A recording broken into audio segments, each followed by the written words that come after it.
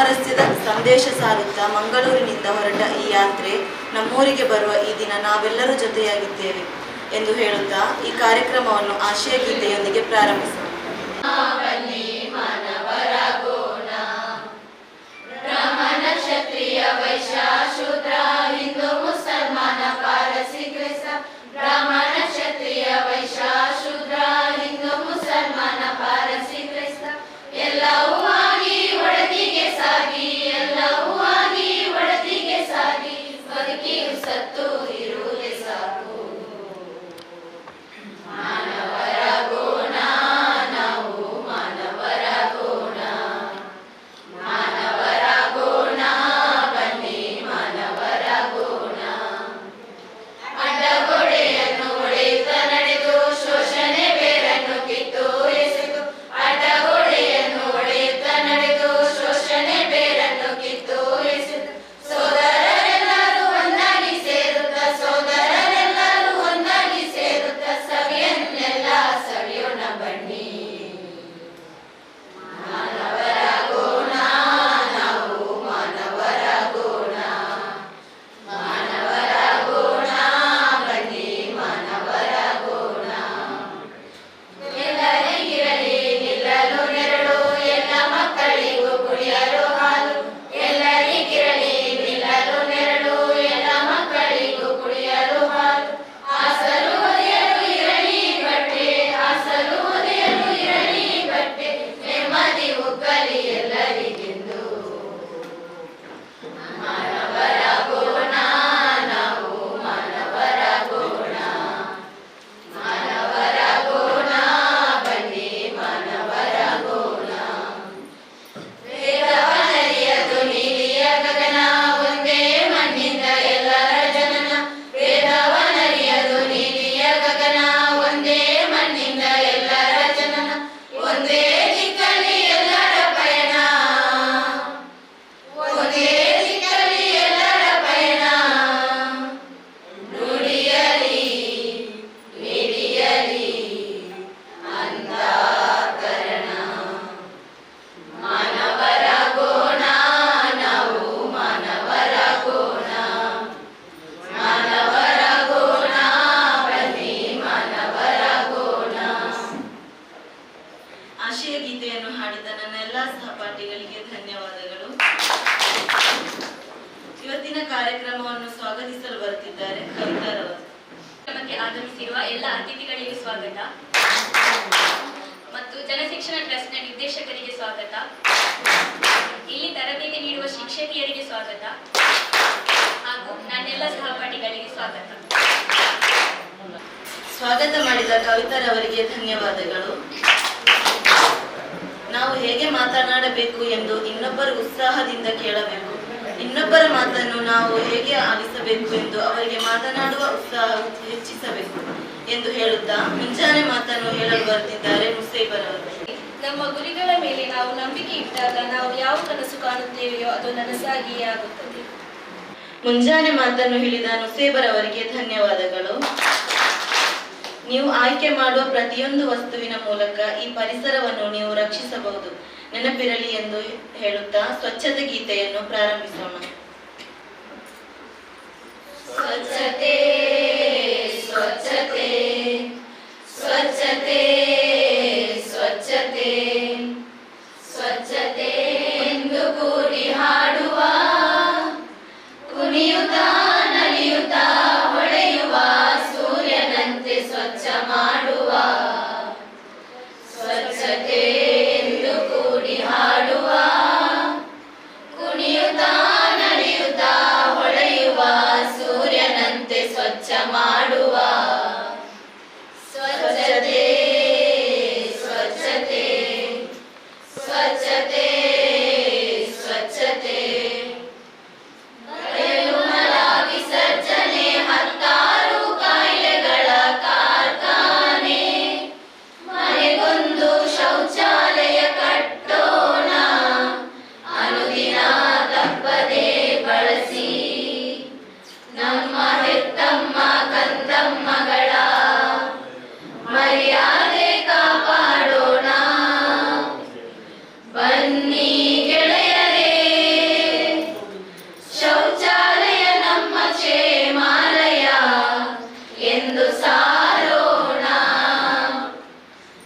ಬನ್ನಿ ಗೆಳೆಯರೇ, ಶೌಚಾಲಯ ನಮ್ಮ ಕ್ಷೇಮಾಲಯ ಎಂದು ಸಾರೋಣ.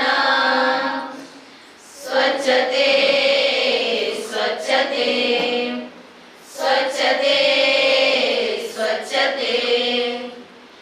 ಬೀದಿಗೆ ಬಿಸಾಡಿದ ಕಸ, ಊರ ತುಂಬ ಹರಡಿದೆ ವಿಷ.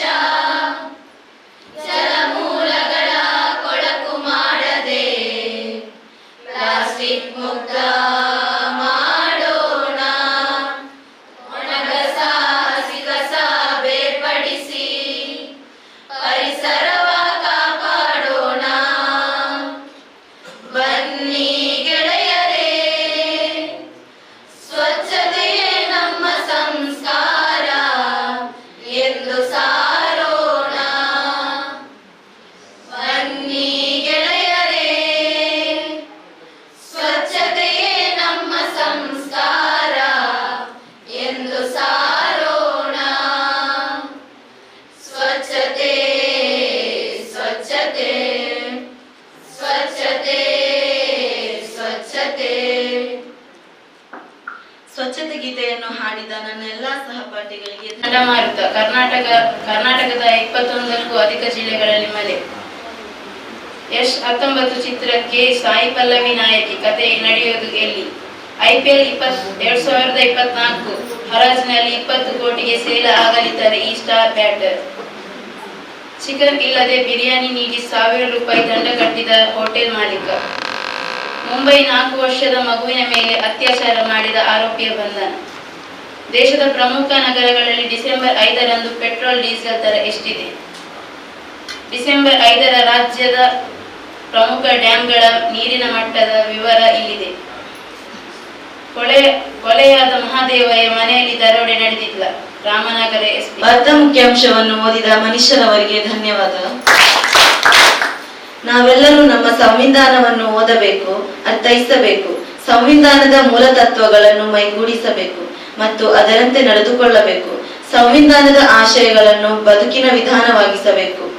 ಸಂವಿಧಾನದ ಪ್ರತಿಯೊಂದು ಆಶಯವನ್ನು ಅನುಷ್ಠಾನಗೊಳಿಸಲಿಕ್ಕೆ ಪ್ರಯತ್ನಿಸಬೇಕು. ಸಂವಿಧಾನ ಎದುರಿಸುತ್ತಿರುವ ಸವಾಲುಗಳನ್ನು ಹಿಮ್ಮೆಟ್ಟಿಸಬೇಕು ಎಂದು ಹೇಳುತ್ತಾ ಸಂವಿಧಾನದ ಪೀಠಿಕೆಯನ್ನು ಓದಲಿದ್ದಾರೆ ಹಸೀನರವರು. ಭಾರತದ ಸಂವಿಧಾನದ ಪೀಠಿಕೆ. ಭಾರತದ ಜನತೆಯಾದ ನಾವು ಭಾರತವನ್ನು ಸಾರ್ವಭೌಮ, ಸಮಾಜವಾದಿ, ಧರ್ಮನಿರಪೇಕ್ಷ, ಪ್ರಜಾಸತ್ತಾತ್ಮಕ ಗಣರಾಜ್ಯವನ್ನಾಗಿ ರೂಪಿಸುವುದಕ್ಕಾಗಿ ಭಾರತದ ಎಲ್ಲ ಪ್ರಜೆಗಳಿಗೆ ಸಾಮಾಜಿಕ, ಆರ್ಥಿಕ ಮತ್ತು ರಾಜಕೀಯ ನ್ಯಾಯವನ್ನು, ವಿಚಾರ, ಅಭಿವ್ಯಕ್ತಿ, ನಂಬಿಕೆ, ಧರ್ಮ ಮತ್ತು ಉಪಾಸನೆಯ ಸ್ವಾತಂತ್ರ್ಯವನ್ನು, ಸ್ಥಾನಮಾನ ಮತ್ತು ಅವಕಾಶಗಳ ಸಮತೆಯನ್ನು ದೊರೆಯುವಂತೆ ಮಾಡುವುದಕ್ಕಾಗಿ, ವ್ಯಕ್ತಿ ಗೌರವ, ದೇಶದ ಏಕತೆ ಮತ್ತು ಸಮಗ್ರತೆಗಾಗಿ ಎಲ್ಲರಲ್ಲಿ ಭ್ರಾತೃತ್ವ ಭಾವನೆಯನ್ನು ಮೂಡಿಸುವುದಕ್ಕೆ ದೃಢ ಸಂಕಲ್ಪ ಮಾಡಿ ನಮ್ಮ ಸಂವಿಧಾನ ಸಭೆಯಲ್ಲಿ 1949ನೇ ಇಸವಿಯ ನವೆಂಬರ್ ತಿಂಗಳ 26ನೇ ದಿನದಂದು ಈ ಸಂವಿಧಾನವನ್ನು ನಮಗೆ ನಾವೇ ಅರ್ಪಿಸಿಕೊಂಡು ಅಂಗೀಕರಿಸಿ ಶಾಸನವಾಗಿ ವಿಧಿಸಿಕೊಂಡಿದ್ದೇವೆ. ದಾಸಯ್ಯನ ಮನೆಯಲ್ಲೂ ಬೇಡಿದೆ, ಎಲ್ಲಾ ಪುರಾತರು ನೆರೆದರು. ಭಕ್ತಿ ಭಿಕ್ಷವನಿಕ್ಕೆದರೆ ಎಲ್ಲಾ ಪಾತ್ರೆ ತುಂಬಿತ್ತು. ಕೂಡಲ ಸಂಗಮ ದೇವ ಎಂಬ ಬಸವಣ್ಣನವರ ವಚನವನ್ನು ಹಾಡೋಣ. ಬೇಡ ಕೊಲ್ಲಬೇಡ, ಹುಸಿಯ ನುಡಿಯಲು ಬೇಡ, ಮುನಿಯ ಬೇಡ, ಅನ್ಯರಿಗೆ ಅಸಹ್ಯ ಪಡಬೇಡ, ತನ್ನ ಬಣ್ಣಿಸಬೇಡ, ವಿಧಿರ ಹಡಿಯಲು ಬೇಡ. ಇದೇ ಅಂತರಂಗ ಶುದ್ಧಿ, ಇದೇ ಬಹಿರಂಗ ಶುದ್ಧಿ, ಇದೇ ನಮ್ಮ ಕೂಡಲ ಸಂಗಮ ದೇವ ನುಡಿಸುವ ಪರಿ. ಬಸವಣ್ಣನವರ ವಚನೆಯನ್ನು ಹಾಡಿದ ಎಲ್ಲರಿಗೂ ಧನ್ಯವಾದ. ಗುರು ರಾಮಸ್ವಾಮಿ ಅಯ್ಯಂಗಾರ್ ಅವರು ಭಾಷಾಂತರ ಮಾಡಿದ ಮೋಹನ್ ದಾಸ್ ಕರಮಚಂದ ಗಾಂಧಿ ಅವರ ಆತ್ಮಕಥೆಯನ್ನು ಓದಲು ಬರುತ್ತಿದ್ದಾರೆ ದಿವ್ಯಾರವರು. ಪ್ರಿಟೋರಿಯಾಕ್ಕೆ ಹೋಗುವಾಗ ದರ್ಬಾರಿನಲ್ಲಿ ವಾಸಿಸಿದ್ದ ಭಾರತೀಯ ಕ್ರೈಸ್ತರೊಂದಿಗೆ ನನಗೆ ಬಹುಬೇಗ ಸಂಪರ್ಕ ಉಂಟಾಯಿತು. ನ್ಯಾಯಾಲಯದ ದುಭಾಷಿ ಪಾರ್ಮತ್ ಅವರು ರೋಮನ್ ಕ್ಯಾಥೋಲಿಕರಾಗಿದ್ದರು. ನನಗೆ ಅವರ ಪರಿಚಯವಾಯಿತು. ಹಾಗೆಯೇ ನನಗೆ ಆಗ ಪ್ರಾಟೆಸ್ಟೆಂಟ್ ಮಿಷನ್ನಲ್ಲಿ ಅಧ್ಯಾಪಕರಾಗಿದ್ದ ಸುಬಾನ್ ಗಾಡ್ಫ್ರೈ ಅವರ ಪರಿಚಯವೂ ಆಯಿತು. ಅವರು 1924ರಲ್ಲಿ ಭಾರತಕ್ಕೆ ಆಗಮಿಸಿದ ದಕ್ಷಿಣ ಆಫ್ರಿಕಾದ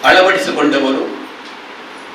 ಸ್ತ್ರೀ ಶಕ್ತಿ, ನಮ್ಮ ಶಕ್ತಿ, ಸ್ತ್ರೀ ಶಕ್ತಿ, ಸಂಸಾರದ ಶಕ್ತಿ, ಸ್ತ್ರೀ ಶಕ್ತಿ, ಸಮಾಜದ ಶಕ್ತಿ, ಸ್ತ್ರೀ ಶಕ್ತಿ, ದೇಶದ ಶಕ್ತಿ, ಸ್ತ್ರೀ ಶಕ್ತಿ, ವಿಶ್ವದ ಶಕ್ತಿ. ಈ ಶಕ್ತಿ ನಂಬಿ ದೊಡ್ಡ ಸಾಧನೆ ಮಾಡಿದವರು ಈ ಜಾತಿದ ಮುಖ್ಯಸ್ಥರು. ಅವರು ದಯವಿಟ್ಟು ಇಲ್ಲಿಗೆ ಬರ್ಬೇಕಾ sir? Prasanna sir, Krishnamurthy sir ಇಲ್ಲಿ ಕರ್ಕೊಂಡು ಬರ್ಬೋದು. ಈಗ ಅವರ ಈಗ ಮೊದಲ ಸಂದೇಶ ಅವರದ್ದು. ಯಾಕಂದ್ರೆ ಅವರು ಇಲ್ಲಿ ಬಂದು ಒಳಗೆ ಕುಳಿತು ಏನೆಲ್ಲ ಕಲಿಕೆ ಉಂಟು ಅಂತ ಕೇಳಿದರು. ಆಮೇಲೆ ಹೇಳಿದ್ರು ಇವರು ಹೆಗ್ಗೋಡಿಗೆ ಬರಬೇಕು. ಎಲ್ಲಿಗೆ? ಹೆಗ್ಗೋಡಿಗೆ. ಅಲ್ಲಿಯ ಜಾಗೃತ ನಾರಿಯರು ಮಾಡುತ್ತಿರುವ ಕೆಲಸ ನೋಡ್ಲಿಕ್ಕೆ, ಅವರೊಟ್ಟಿಗೆ ಇರಲಿಕ್ಕೆ, ಕಲಿಲಿಕ್ಕೆ, ಬದುಕಲಿಕ್ಕೆ ಬರಬೇಕು ಅಂತ ಹೇಳಿದರು. ಈಗ ನಮ್ದು ಜಾತದ ಕಾರ್ಯಕ್ರಮ ಶುರುವಾಗ್ತದೆ. ಈಗ ಇದು ಪೂರ್ವ ಪೀಠಿಕೆ ಅಷ್ಟೇ. ಈ ಸರ್ ಈಗ ಮೊದಲಾಗಿ ಮಾತಾಡ್ತಾರೆ. ಇದು ನಾನು ಹೇಳಿದ ಹೊಸ ಬೆಳಕು. Very good. ಈಗ ನೇರವಾಗಿ ನಾನು ಅವರಿಗೆ ಮೈ ಕೊಡ್ತೀನಿ. ಅವರಿಗೆ ನಮ್ಮ ಚಪ್ಪಾಳೆ, ಪ್ರೀತಿಯ ಚಪ್ಪಾಳೆ. 1 2 3 ಸ್ಟಾರ್ಟ್.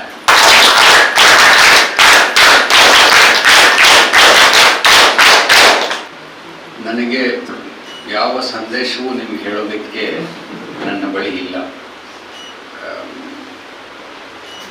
ಇಷ್ಟೆಲ್ಲ ಹೆಣ್ಮಕ್ಳಿಗೆ ಸೇರಿದಿರಿ, ಇಷ್ಟೆಲ್ಲ ವ್ಯವಸ್ಥೆಯನ್ನು ನೀವು ಮಾಡಿದಿರಿ, ತುಂಬ ಕಷ್ಟಪಟ್ಟು ಈ ಸಂಸ್ಥೆ ನೀವು ಕಟ್ಟಿದಿರಿ. ಇನ್ನೊಂದು ಸ್ವಲ್ಪ ಸಹಜವಾಗಿ ಈ ಕೆಲಸವನ್ನು ಮಾಡಿ, ತುಂಬ ಪ್ರಚಾರಾಂದೋಲನದ ರೀತಿಯಲ್ಲಿ ಎಲ್ಲರೂ ಒಂದೇ ಥರ ಚಪ್ಪಾಳೆ ತಟ್ಟಬೇಕು, ಎಲ್ಲರೂ ಒಂದೇ ಥರ ಮಾತಾಡಬೇಕು, ಇದಕ್ಕೆ ಹೋಗಬೇಡಿ. ಯಾಕೆಂದರೆ ನಮ್ಮ ದೇಶದ ವೈವಿಧ್ಯತೆ, ನಮ್ಮ ದೇಶದ ಅನೇಕ ರೀತಿಯ ಹೆಣ್ಣುಮಕ್ಕಳು, ಬೇರೆ ಬೇರೆ ಹಿನ್ನೆಲೆಗೆ ಬಂದವರೆಲ್ಲ ಇದ್ದರು. ಹೆಚ್ಚು ಸಂತೋಷದಿಂದ ಸಹಜವಾದ ಕೆಲಸವನ್ನು ಮಾಡಿ ಅಂತ ಹೇಳೋದಕ್ಕೆ ಇಷ್ಟಪಡ್ತೀನಿ. ಎರಡನೇದಾಗಿ, ಇಂಥ ಯಾವುದೇ ಸಂಸ್ಥೆ ಅದು ಕಡೆಗೆ ನಿಲ್ಲಬೇಕಾದದ್ದು ತನ್ನ ಕಾಲ ಮೇಲೆ, ಅಂದರೆ ತನ್ನ ಕಾಯಕದಿಂದಲೇ ಅದು ಆ ಸಂಸ್ಥೆ ನಡಿಬೇಕು, ಅದು ಮುಂದುವರಿಬೇಕಾಗುತ್ತೆ. ಕೇವಲ ಆಶಯ ಮಾತ್ರದಿಂದ ಅಥವಾ ಕೇವಲ ಪ್ರಚಾರಾಂದೋಲನದ ಮೂಲಕ ಯಾವುದೇ ಸಂಸ್ಥೆಯನ್ನು ತುಂಬ ದಿವಸ ಕಾಲ ಹಿಡಿದಿಡೋದಕ್ಕಾಗೋದಿಲ್ಲ. ಪ್ರಚಾರಾಂದೋಲನ ಬಹಳ ಮುಖ್ಯವಾದದ್ದು. ಆದರೆ ಪ್ರಚಾರಾಂದೋಲನದ ಜೊತೆಗೆ ಆ ಜನಗಳು ಅದನ್ನು ನಿಲ್ಲಿಸುವುದಕ್ಕೆ ಯಾವುದೋ ಒಂದು ಕಾಯಕವನ್ನು ನೀವು ಮಾಡಬೇಕಾಗುತ್ತೆ. ಆ ಕಾಯಕವನ್ನು, ಅಂದರೆ ಕಾಯಕ ಅಂತಂದರೆ ಕೆಲಸ, ಲೇಬರ್, ಅದರ ಮೂಲಕವೇ ಹಣ ಗಳಿಸಿ, ಅದರ ಮೂಲಕ ನಿಮ್ಮ ಬದುಕು ಸಾಗಬೇಕು ಮತ್ತು ಸಂಸ್ಥೆಯ ಬದುಕು ಸಾಗಬೇಕು. ಅಂಥ ಒಂದು ಪರಿಸ್ಥಿತಿ ನೀವು ಮಾಡಿದರೆ ಆಗ ನೀವು ಗೆದ್ದಿರಿ ಅಂತ ಅರ್ಥ ಆಗುತ್ತೆ. ಅದನ್ನು ಪ್ರಯತ್ನ ನೀವು ಮಾಡಿದಿರಿ ಅಂತ ನನಗೆ ಹೇಳಿದರು ನಿಮ್ಮ ನಾಯಕರುಗಳು. ಅದು ಇನ್ನೂ ಚೆನ್ನಾಗಿ ಮಾಡಿರ್ತಾರೆ. ಉದಾಹರಣೆಗೆ, ನಮ್ಮ ದೇಶದಲ್ಲಿ ಒಂದು ಪರಿಸ್ಥಿತಿ ಏನಿದೆ ಅಂತಂದರೆ, ಲೇಬರ್ ಅಂತಂದು ನಾವು ಸಾಮಾನ್ಯವಾಗಿ ಗಂಡಸರು ಲೇಬರ್ ಅಂತ ನೋಡ್ತೀವಿ. ಅದನ್ನು ಇನ್ನೂ ಸ್ವಲ್ಪ ಹೇಳೋದಾದ್ರೆ ಹಟ್ಟ ಲೇಬರ್ ಅಂತಾರೆ ಹಿಂದಿಯಲ್ಲಿ. ಅಂದರೆ ಗಟ್ಟಿಮುಟ್ಟಾದ ಆಳನ್ನ ಕೆಲಸವನ್ನು ನಾವು ಕೆಲಸ ಅಂತ ಅನ್ಕೋತೀವಿ. ಆದರೆ ಹೆಣ್ಣು ಮಕ್ಕಳು ಮನೆಯಲ್ಲಿ ಮಾಡುವ ಕೆಲಸ, ಮಕ್ಕಳನ್ನ ಸಾಕುವ ಕೆಲಸ, ಕೊಟ್ಟಿಗೆಯ ಕೆಲಸ, ಹಾಲು ಕರೆಯುವ ಕೆಲಸ, ಅಥವಾ ಮಾರ್ಕೆಟ್ಗೆ ಹೋಗುವ ಕೆಲಸ, ಮಕ್ಕಳಿಗೆ ಶಿಕ್ಷಣವನ್ನು ನೀಡುವ ಕೆಲಸ, ಹಾಡುವ ಕೆಲಸ, ಹಸೆಯ ಕೆಲಸ, ಈ ಯಾವ ಕೆಲಸವನ್ನು ನಾವು ಅದನ್ನು ಕೆಲಸ ಅಂತಲೇ ಪರಿಗಣಿಸೋದಿಲ್ಲ. ಹಾಗಾಗಿಯೇ ನಮ್ಮ ದೇಶದಲ್ಲಿ ಇವತ್ತು ಇಂಥ ದೊಡ್ಡ ಸಮಸ್ಯೆ ಬಂದಿರೋದು. ಉದಾಹರಣೆಗೆ, ಇವತ್ತು ನಮ್ಮ ಹಳ್ಳಿಗಳಲ್ಲಿ ಇರುವ ದೊಡ್ಡ ಸಮಸ್ಯೆ ಏನು ಅಂತಂದರೆ, ಹಳ್ಳಿಗಳಲ್ಲಿ ಈ ಹಟ್ಟ ಲೇಬರ್, ಅಂದರೆ ಗಟ್ಟಿಮುಟ್ಟಾದ ಆಳುಗಳು ಒಬ್ಬರೊಬ್ಬರ ಮನೆಯಲ್ಲಿ ಇರ್ತಾರೆ, ಅವ್ರು ಹೊರಗಡೆ ಹೋಗಿ ಕೆಲಸ ಮಾಡ್ತಿರ್ತಾರೆ. ಆದರೆ ಮನೆಯಲ್ಲಿ ಕೂತಿರುವಂತಹ ಹೆಣ್ಣು ಮಕ್ಕಳು, ಮನೆಯಲ್ಲಿ ಕೂತಿರುವಂತಹ ವಯಸ್ಸಾದವರು, ಮನೆಯಲ್ಲಿ ಕೂತಿರುವಂಥ ಪುಟ್ಟ ಮಕ್ಕಳು, ಅವರು ಕೂಡ ಆ ಒಂದು ಕುಟುಂಬ ಅಥವಾ ಗ್ರಾಮದ ಬೆಳವಣಿಗೆಗೆ ಕಾರಣರಾಗ್ತಿರ್ತಾರೆ. ಕಾರಣರಾಗುವಂತಹ ಒಂದು ವ್ಯವಸ್ಥೆಯನ್ನು ನೀವು ನಿರ್ಮಾಣ ಮಾಡಬೇಕು. ಹಟ್ಟ ಅಲ್ಲದ, ಅಂದರೆ ಗಟ್ಟಿಮುಟ್ಟಲ್ಲದ ಆಳುಗಳು, ಬೇರೆಯವರು ಕೂಡ ಅವರೊಂದು ಸಣ್ಣ ಕಸೂತಿ ಮಾಡಬಹುದು, ಅಥವಾ ಸಣ್ಣ ಮುದ್ರಣವನ್ನು ಬಟ್ಟೆಯ ಮೇಲೆ ಮುದ್ರಣ ಮಾಡಬಹುದು, ಅಥವಾ ಬೇರೆ ಇನ್ನೇನೋ ಒಂದು ಸಣ್ಣ ಕೆಲಸ ಮಾಡಬಹುದು. ಆ ಕೆಲಸವನ್ನು ರೂಢಿಸಿ ನಾವು ಮಾಡಿದರೆ ಆಗ ಈ ಪ್ರಚಾರಾಂದೋಲನಕ್ಕೆ ಹೆಚ್ಚಿನ ಬಲ ಬರುತ್ತೆ ಅಂತ ನನಗನ್ಸುತ್ತೆ. ಇದು ನಾನು ವಿಮರ್ಶೆಯ ಇದಾಗಿ ಹೇಳ್ತಾ ಇಲ್ಲ ಇದು. ಆದರೆ ನಮ್ಮ ದೇಶದಲ್ಲಿ ತುಂಬ ಜನ ಈ ರೀತಿಯ ಒಳಿತಿನ ಮನಸ್ಸಿನವ್ರು ಆದ್ರೆ ಒಳಿತಿನ ಮನಸ್ಸಿನವ್ರು ಹೀಗೆ ನಾವು ಒಳಿತಿನ ಮಾತಾಡ್ತಾನೆ ಕೂತ್ಬಿಡ್ತೀವಿ. ಕೆಡುಕನ್ನು ಮಾಡ ಬಯಸುವವರು ಅಥವಾ ಬೃಹತ್ ಕೈಗಾರಿಕೆಗಳನ್ನ ಕಟ್ಟಿ ಅದರಿಂದ ಇಡೀ ಗ್ರಾಮೀಣ ವ್ಯವಸ್ಥೆಯನ್ನು ಹಾಳು ಮಾಡುವಂಥವ್ರು ಅವರು ದೊಡ್ಡ ಇದನ್ನ ಕಟ್ತಾ ಇದ್ದಾರೆ. ಈಗ ನಾನು ನಮ್ಮಲ್ಲಿ ಈ ಚರಕದ ಹೆಣ್ಣು ಮಕ್ಕಳು ಏನು ಮಾಡಿದ್ದಾರೆ ಅನ್ನೋದನ್ನ ಒಂದು 2 ಮಾತಿನಲ್ಲಿ ಹೇಳ್ತೇನೆ. ನಮ್ಮ ಊರು ಇಲ್ಲಿಗಿಂತ ಹಿಂದುಳಿದ ಪ್ರದೇಶ. ನಮಗಿಂತ ಹಿಂದುಳಿದ ಪ್ರದೇಶಗಳು ಉತ್ತರ ಕರ್ನಾಟಕದ ಜಿಲ್ಲೆಗಳು ಅಂತ ಹೇಳ್ಬೋದು. ಮಲೆನಾಡಿನ ಕಾಡಿನ ನಡುವೆ ಇರೋ ಹೆಣ್ಮಕ್ಳು ಅವರೆಲ್ಲ ಒಂದು ಚರಕ ಅನ್ನೋ ಸಂಸ್ಥೆಯನ್ನು ಮಾಡಿದ್ದಾರೆ. ಆ ಸಂಸ್ಥೆಯಲ್ಲಿ ಅವರು ಬಟ್ಟೆಯನ್ನು ನೇಯುವುದರಿಂದ ಹಿಡಿದು ನೂಲುವುದರಿಂದ ಹಿಡಿದು ಅದನ್ನ ನಂತರ ಬಟ್ಟೆ ಸಿದ್ಧವಾದ ಮೇಲೆ ಅದಕ್ಕೆ ಹೊಲಿಗೆ ಹಾಕೋದು, ಆ ಬಟ್ಟೆಗೆ ಬಣ್ಣ ಹಾಕೋದು, ನೂಲಿಗೆ ಬಣ್ಣ ಹಾಕೋದು, ಈ ಎಲ್ಲ ಕೆಲಸವನ್ನ ತಾವೇ ಮಾಡ್ತಾರೆ. ಮತ್ತೆ ಆ ಕೆಲಸವನ್ನ ಸಾಧಿಸಲಿಕ್ಕಾಗಿ ತಮ್ಮದೇ ಒಂದು ಕೋಆಪರೇಟಿವ್ ಸೊಸೈಟಿ ಮಾಡ್ಕೊಂಡಿದ್ದಾರೆ. ಆ ಕೋಆಪರೇಟಿವ್ ಸೊಸೈಟಿಯಲ್ಲಿ ತಾವೇ ದುಡಿದ ಹಣವನ್ನ ತಮ್ಮ ಸಂಬಳವಾಗಿ ಪಡಿತಾರೆ ಮತ್ತು ಆ ಮೂಲಕ ಆ ಸಂಸ್ಥೆ ನಡ್ಕೊಂಡು ಬಂದಿದೆ. ಹೀಗೆ ಚರಕ ಸಂಸ್ಥೆಯಲ್ಲಿರುವ ಆ ಗ್ರಾಮದಲ್ಲಿರೋರು ಒಂದು 200-300 ಹೆಣ್ಮಕ್ಳಿದ್ದಾರೆ. ಮತ್ತು ಹೊರಗಡೆಯವರೆಲ್ಲ ಸೇರಿದ್ರೆ ಹತ್ತತ್ರ 600ರಿಂದ 700 ಜನಕ್ಕೆ ಅವರು ಒಂದು ಸ್ವಉದ್ಯೋಗದ ಕೆಲಸವನ್ನು ಅವರು ಮಾಡಿದ್ದಾರೆ. ನಾಳೆ ನೀವು ಅಕಸ್ಮಾತ್ ಹೆಗ್ಗೋಡಿಗೆ ಬಂದರೆ ನಿಮ್ಮಲ್ಲಿ ಕೆಲವರು ಬಂದು ನೋಡಿದರೆ ಅದರಲ್ಲಿ ಯಾವುದೇ ಒಂದು ಉದ್ಯೋಗವನ್ನು ನೀವು ಅಂಥ ಯಾವುದಾದ್ರೂ ಕೆಲಸವನ್ನು ಇಲ್ಲಿ ಮಾಡೋದಾದರೆ ನಾವು ನಿಮಗೆ 2 ರೀತಿಯಲ್ಲಿ ಸಹಾಯ ಮಾಡಬಲ್ಲೆವು. ಒಂದು ತರಬೇತಿಯನ್ನು ನಿಮಗೆ ಕೊಡಬಲ್ಲೆವು. ಆಮೇಲೆ ಆ ಪದಾರ್ಥ ಸಿದ್ಧವಾದ ಮೇಲೆ ಅದಕ್ಕೆ ಮಾರುಕಟ್ಟೆಯನ್ನು ಕೂಡ ಸ್ವಲ್ಪ ಮಟ್ಟಿಗೆ ಕೊಡಬಲ್ಲೆವು. ಚರಕದವರು ದೇಸಿ ಅಂಗಡಿಗಳು ಅಂತ ಕರ್ನಾಟಕದಾದ್ಯಂತ ತೆರೆದಿದ್ದಾರೆ. ಆ ಅಂಗಡಿಗಳು ಇವತ್ತು ಬಹಳ ಜನಪ್ರಿಯವಾಗಿ ಚೆನ್ನಾಗಿ ನಡೀತಾ ಇದೆ. ಮಂಗಳೂರಲ್ಲಿ ಕೂಡ ಒಂದು ಅಂಗಡಿ ಇದೆ, ದೇಸಿಯವರ ಅಂಗಡಿ. ಆ ಮೂಲಕ ನಿಮಗೆ ಮಾರುಕಟ್ಟೆಯನ್ನು ಕೂಡ ಕೊಡೋದಕ್ಕೆ ಸಾಧ್ಯ. ನಾನು ಈಗ ಹೇಳಿದ ವಿಚಾರಕ್ಕೆ ಪುಷ್ಟಿ ಕೊಡುವಂತಹ ಮತ್ತೊಂದು ಸಂಗತಿಯನ್ನು ನಿಮಗೆ ಹೇಳೋದಕ್ಕೆ ಇಷ್ಟಪಡ್ತೇನೆ. ನಾವು ಗಾಂಧೀಜಿಯವರ ಬಗ್ಗೆ ಅನೇಕ ವಿಷಯಗಳನ್ನು ತಿಳ್ಕೊಂಡಿದ್ದೇವೆ. ಅವರು ಸತ್ಯ ನುಡಿತಿದ್ರು ಅನ್ನೋದನ್ನು ತಿಳ್ಕೊಂಡಿದ್ದೇವೆ. ಅವರು ಬ್ರಿಟಿಷರ ವಿರುದ್ಧ ಹೋರಾಟ ಮಾಡಿದ್ರು ಅನ್ನೋದನ್ನು ತಿಳ್ಕೊಂಡಿದ್ದೇವೆ. ಆಮೇಲೆ ಅವರ ದೇವರ ಬಗೆಗಿನ ಅವರ ನಂಬಿಕೆ, ಅವರ ಭಕ್ತಿ, ಇದೆಲ್ಲವನ್ನು ತಿಳ್ಕೊಂಡಿದ್ದೇವೆ. ಅದರ ಒಂದು ವಿಷಯ ನಾವು ಅವರ ಬಗ್ಗೆ ಅಷ್ಟಾಗಿ ಗಮನಿಸದೇ ಇರೋ ಸಂಗತಿ ಏನಪ್ಪಾ ಅಂತಂದ್ರೆ, ಅವರು ಯಾವ ಕೆಲಸವನ್ನೇ ಮಾಡಿದ್ರು ಆ ಕೆಲಸವೇ ಅದನ್ನ ಮುಂದುವರ್ಸ್ಕೊಂಡು ಹೋಗ್ಬೇಕು ಅನ್ನೋದನ್ನ ನಂಬಿದ್ರು. ಬೇರೆ ಯಾರಿಂದಲೋ ಹಣ ತಂದು, ಬೇರೆ ಎಲ್ಲಿಂದಲೋ ಹಣ ತಂದು ಆ ಕೆಲಸವನ್ನು ಮುಂದುವರಿಸೋದನ್ನು ಅವ್ರು ಒಪ್ತಿರ್ಲಿಲ್ಲ. ಉದಾಹರಣೆಗೆ ಅವರಿಗೆ ಚರಕ, ನೂಲು ಸುತ್ತುವ ಚರಕವನ್ನು ರೂಢಿಸೋದ್ರಿಂದ ಈ ದೇಶದ ಕೋಟ್ಯಾಂತರ ಮಹಿಳೆಯರಿಗೆ, ಗ್ರಾಮೀಣ ಮಹಿಳೆಯರಿಗೆ ಒಂದು ಭದ್ರತೆ ಸಿಕ್ಕತ್ತೆ ಅಂತ ಅನಿಸ್ದಾಗ ಅವ್ರು ಏನು ಮಾಡಿದ್ರು ಅಂತಂದರೆ 6-7 ವರ್ಷ ಬೇರೆ ಎಲ್ಲ ಕೆಲಸವನ್ನು ಬಿಟ್ಟು ಆ ಚರಕ ಸಂಸ್ಥೆ ಕಟ್ಟೋದು ಮತ್ತು ಅದಕ್ಕಾಗಿ ಕೆಲಸ ಮಾಡೋದು ಮಾಡಿ ತಾನೇ ನೂಲುವುದನ್ನು ರೂಢಿಸ್ಕೊಂಡ್ರು. ಇದು ಹೆಚ್ಚಿನವ್ರು ನೀವು ಗಮನಿಸಿಲ್ಲ. ಗಾಂಧೀಜಿಯವರು ಎಷ್ಟು ಮಟ್ಟಿಗೆ ನೂಲ್ತಿದ್ರು ಅಂದರೆ ಪ್ರತಿ ದಿವಸ ನೂಲು ತೆಗಿತಿದ್ರು ಅವರು. ಆ ನೂಲು ತೆಗೆಯೋದರ ಮೂಲಕ ಎಷ್ಟು ನೂಲು ಉತ್ಪಾದನೆ ಆಗ್ತಿತ್ತೋ ಅದನ್ನ ಆ ನೂಲುಗಾರರ ಸಂಘಕ್ಕೆ ಮಾರಾಟ ಮಾಡಿ ಆ ಬಂದ ಹಣದಲ್ಲಿ ತನ್ನ ಬದುಕನ್ನು ನಡೆಸ್ತಾ ಇದ್ದ. ಮತ್ತೆ ಕಾಂಗ್ರೆಸ್ಸಿನ, ಆ ಕಾಲದ ಕಾಂಗ್ರೆಸ್ಸಿನ ಎಲ್ಲ ಕಾರ್ಯಕರ್ತರಿಗೆ ಏನು ಹೇಳ್ತಿದ್ರು ಅಂದ್ರೆ, ನೀನು ನಿನಗೆ ಬೇಕಾದ ಹಣವನ್ನ ಯಾವುದೋ ಬೇರೆ ಪಕ್ಷದಿಂದಲೋ ಅಥವಾ ಕಾಂಗ್ರೆಸ್ಸಿಂದ ತಗೊಳ್ಳೋದಕ್ಕೆ ಸಾಧ್ಯ ಇಲ್ಲ. ನೀನು ಪ್ರತಿ ದಿವಸ ನೂಲಬೇಕು. ಆ ನೂಲನ್ನ ನೂಲುವವರ ಸಂಘಕ್ಕೆ ಕೊಟ್ಟು ಆ ಹಣದಿಂದ ನೀನು ಬದುಕಬೇಕು ಅಂತ ಅವರು ಒಂದು ಶಿಸ್ತನ್ನ ತಂದಿದ್ರು. ಈ ಶಿಸ್ತಿದೆಯಲ್ಲ, ಗಾಂಧೀಜಿಯವರ ಈ ಶಿಸ್ತು ಎಷ್ಟು ಪ್ರಮುಖವಾದದ್ದು ಅಂತಂದ್ರೆ, ಒಂದು ಪ್ರಸಂಗ ನಡೆಯುತ್ತೆ, ಅದನ್ನ ನಾನು ನಿಮ್ಗೆ ಹೇಳೋದಕ್ಕೆ ಇಷ್ಟಪಡ್ತೇನೆ. ಅದೇನು ಅಂತಂದ್ರೆ, ಬಿಹಾರದಲ್ಲಿ ಕ್ಷಾಮ ಬಂದಿರುತ್ತೆ.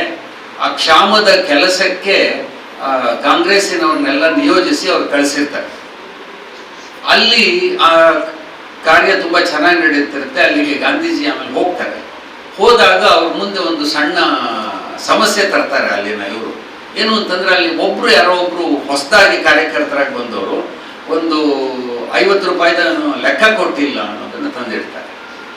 ಅವ್ರನ್ನು ಕರೆಸಿರ್ತಾರೆ. ಗಾಂಧೀಜಿ ಕೇಳ್ತಾರೆ, ಏನಪ್ಪ ನೀನು ಲೆಕ್ಕ ಕೊಟ್ಟಿಲ್ಲ ಅಂತಲ್ಲ. ಆತ ಹೇಳ್ತಾನೆ, ಆತ ಬಹಳ ಒಳ್ಳೆಯ ಮನುಷ್ಯ, ಮತ್ತೆ ಎಲ್ಲ ತ್ಯಾಗ ಮಾಡಿ ತನ್ನ ಸಂಸಾರ ಇದೆಲ್ಲ ತ್ಯಾಗ ಮಾಡಿ ಬಂದು ಕೆಲಸ ಮಾಡ್ತಾ ಇರ್ತಾನೆ.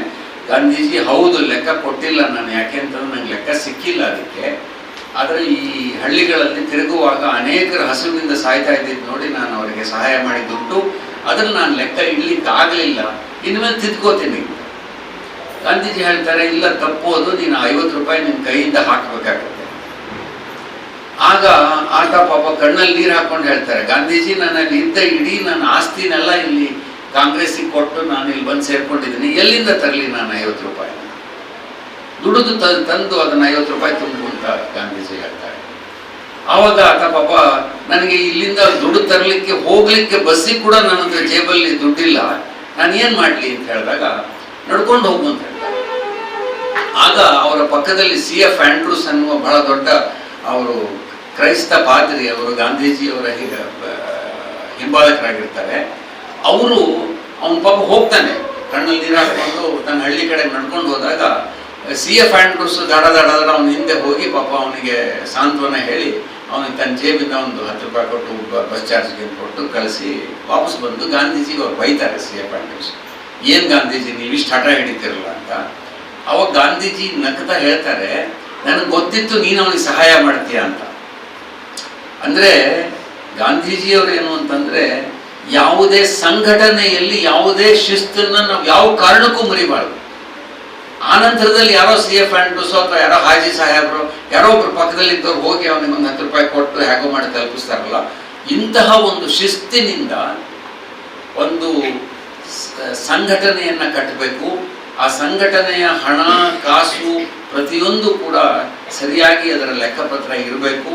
ಮತ್ತು ತಾನೇ ದುಡಿದ ಹಣದಿಂದ ಆ ಸಂಸ್ಥೆ ನಡಿಬೇಕು ಅನ್ನೋದನ್ನು ಗಾಂಧೀಜಿಯವರು ಹೇಳ್ತಾರೆ. ಇದು ಇವತ್ತು ನಮ್ಮ ದೇಶದಲ್ಲಿ ನಾವು ಗಂಡಸರು ಈ ಶಿಸ್ತನ್ನು ಕಳ್ಕೊಂಡ್ಬಿಟ್ಟಿದ್ದೀವಿ. ಆ ಶಿಸ್ತು ಇವತ್ತಿಗೂ ಸ್ವಲ್ಪ ಉಳಿದಿದ್ರೆ ಹೆಣ್ಮಕ್ಳಲ್ಲಿ ಉಳಿದಿದೆ. ಯಾಕೆಂದ್ರೆ ಅವರು ಮನೆಯನ್ನು ನಿಭಾಯಿಸುವಾಗ ಇಂಥ ಶಿಸ್ತನ್ನು ಪಾಲಿಸಿ ಹೇಗಾದರೂ ಮಾಡಿ ತಾನು ದುಡ್ದಿದ್ರೆ ಒಂದು ಸ್ವಲ್ಪ ದುಡ್ಡನ್ನು ಇಟ್ಕೊಂಡು ಕೆಲಸ ಮಾಡ್ತಾರೆ.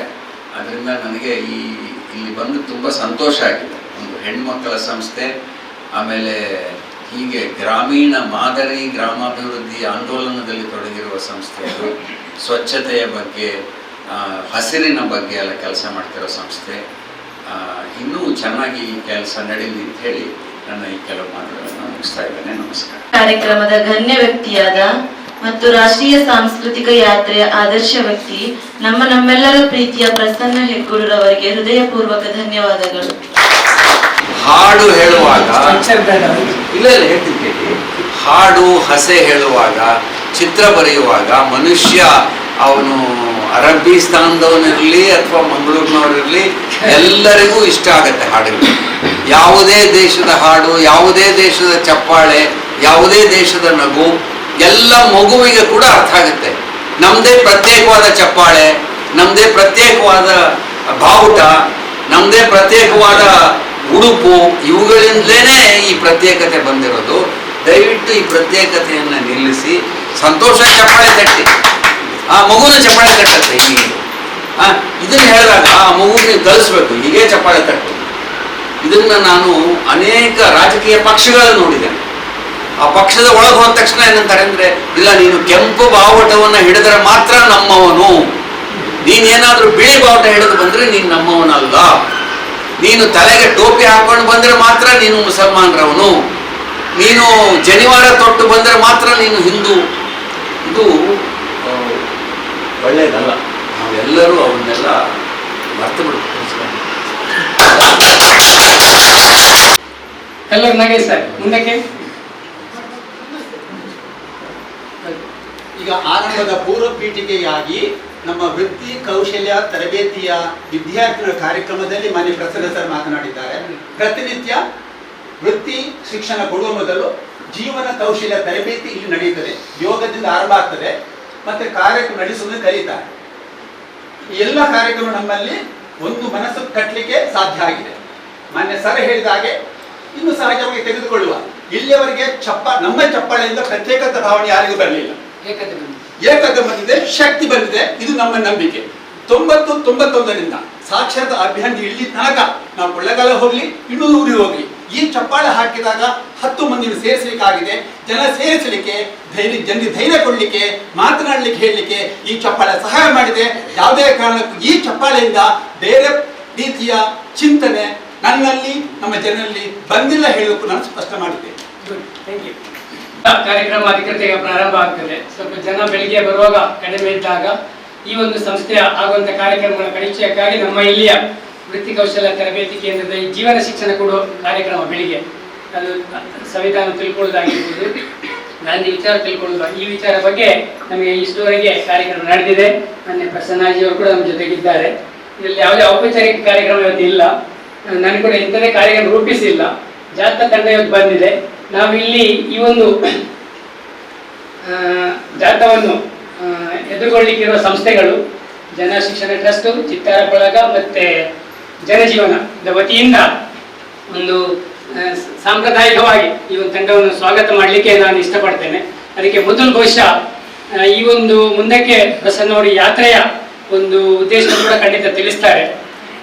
ಇದರ ಪರಿಚಯಕ್ಕಾಗಿ ಎಲ್ಲ ಮಾಡೋದಕ್ಕೆ ಮೊದಲು ಜನ ಶಿಕ್ಷಣ ಟ್ರಸ್ಟು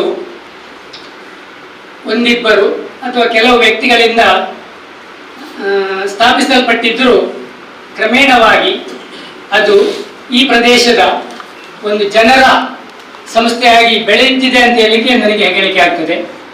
ಈ ಸಂಸ್ಥೆಗೆ ಬರಲಿಕ್ಕೆ ಯಾರಿಗೂ ಅಹಿತವಾಗುವುದಿಲ್ಲ. Irrespective of caste, creed, sex, religion and party. ಇದು ಈ ಸಂಸ್ಥೆಯ ಇನ್ನೊಂದು ಹೆಗ್ಗಳಿಕೆ ಅಂತ ಹೇಳಲಿಕ್ಕೂ ಇಷ್ಟಪಡ್ತೇನೆ.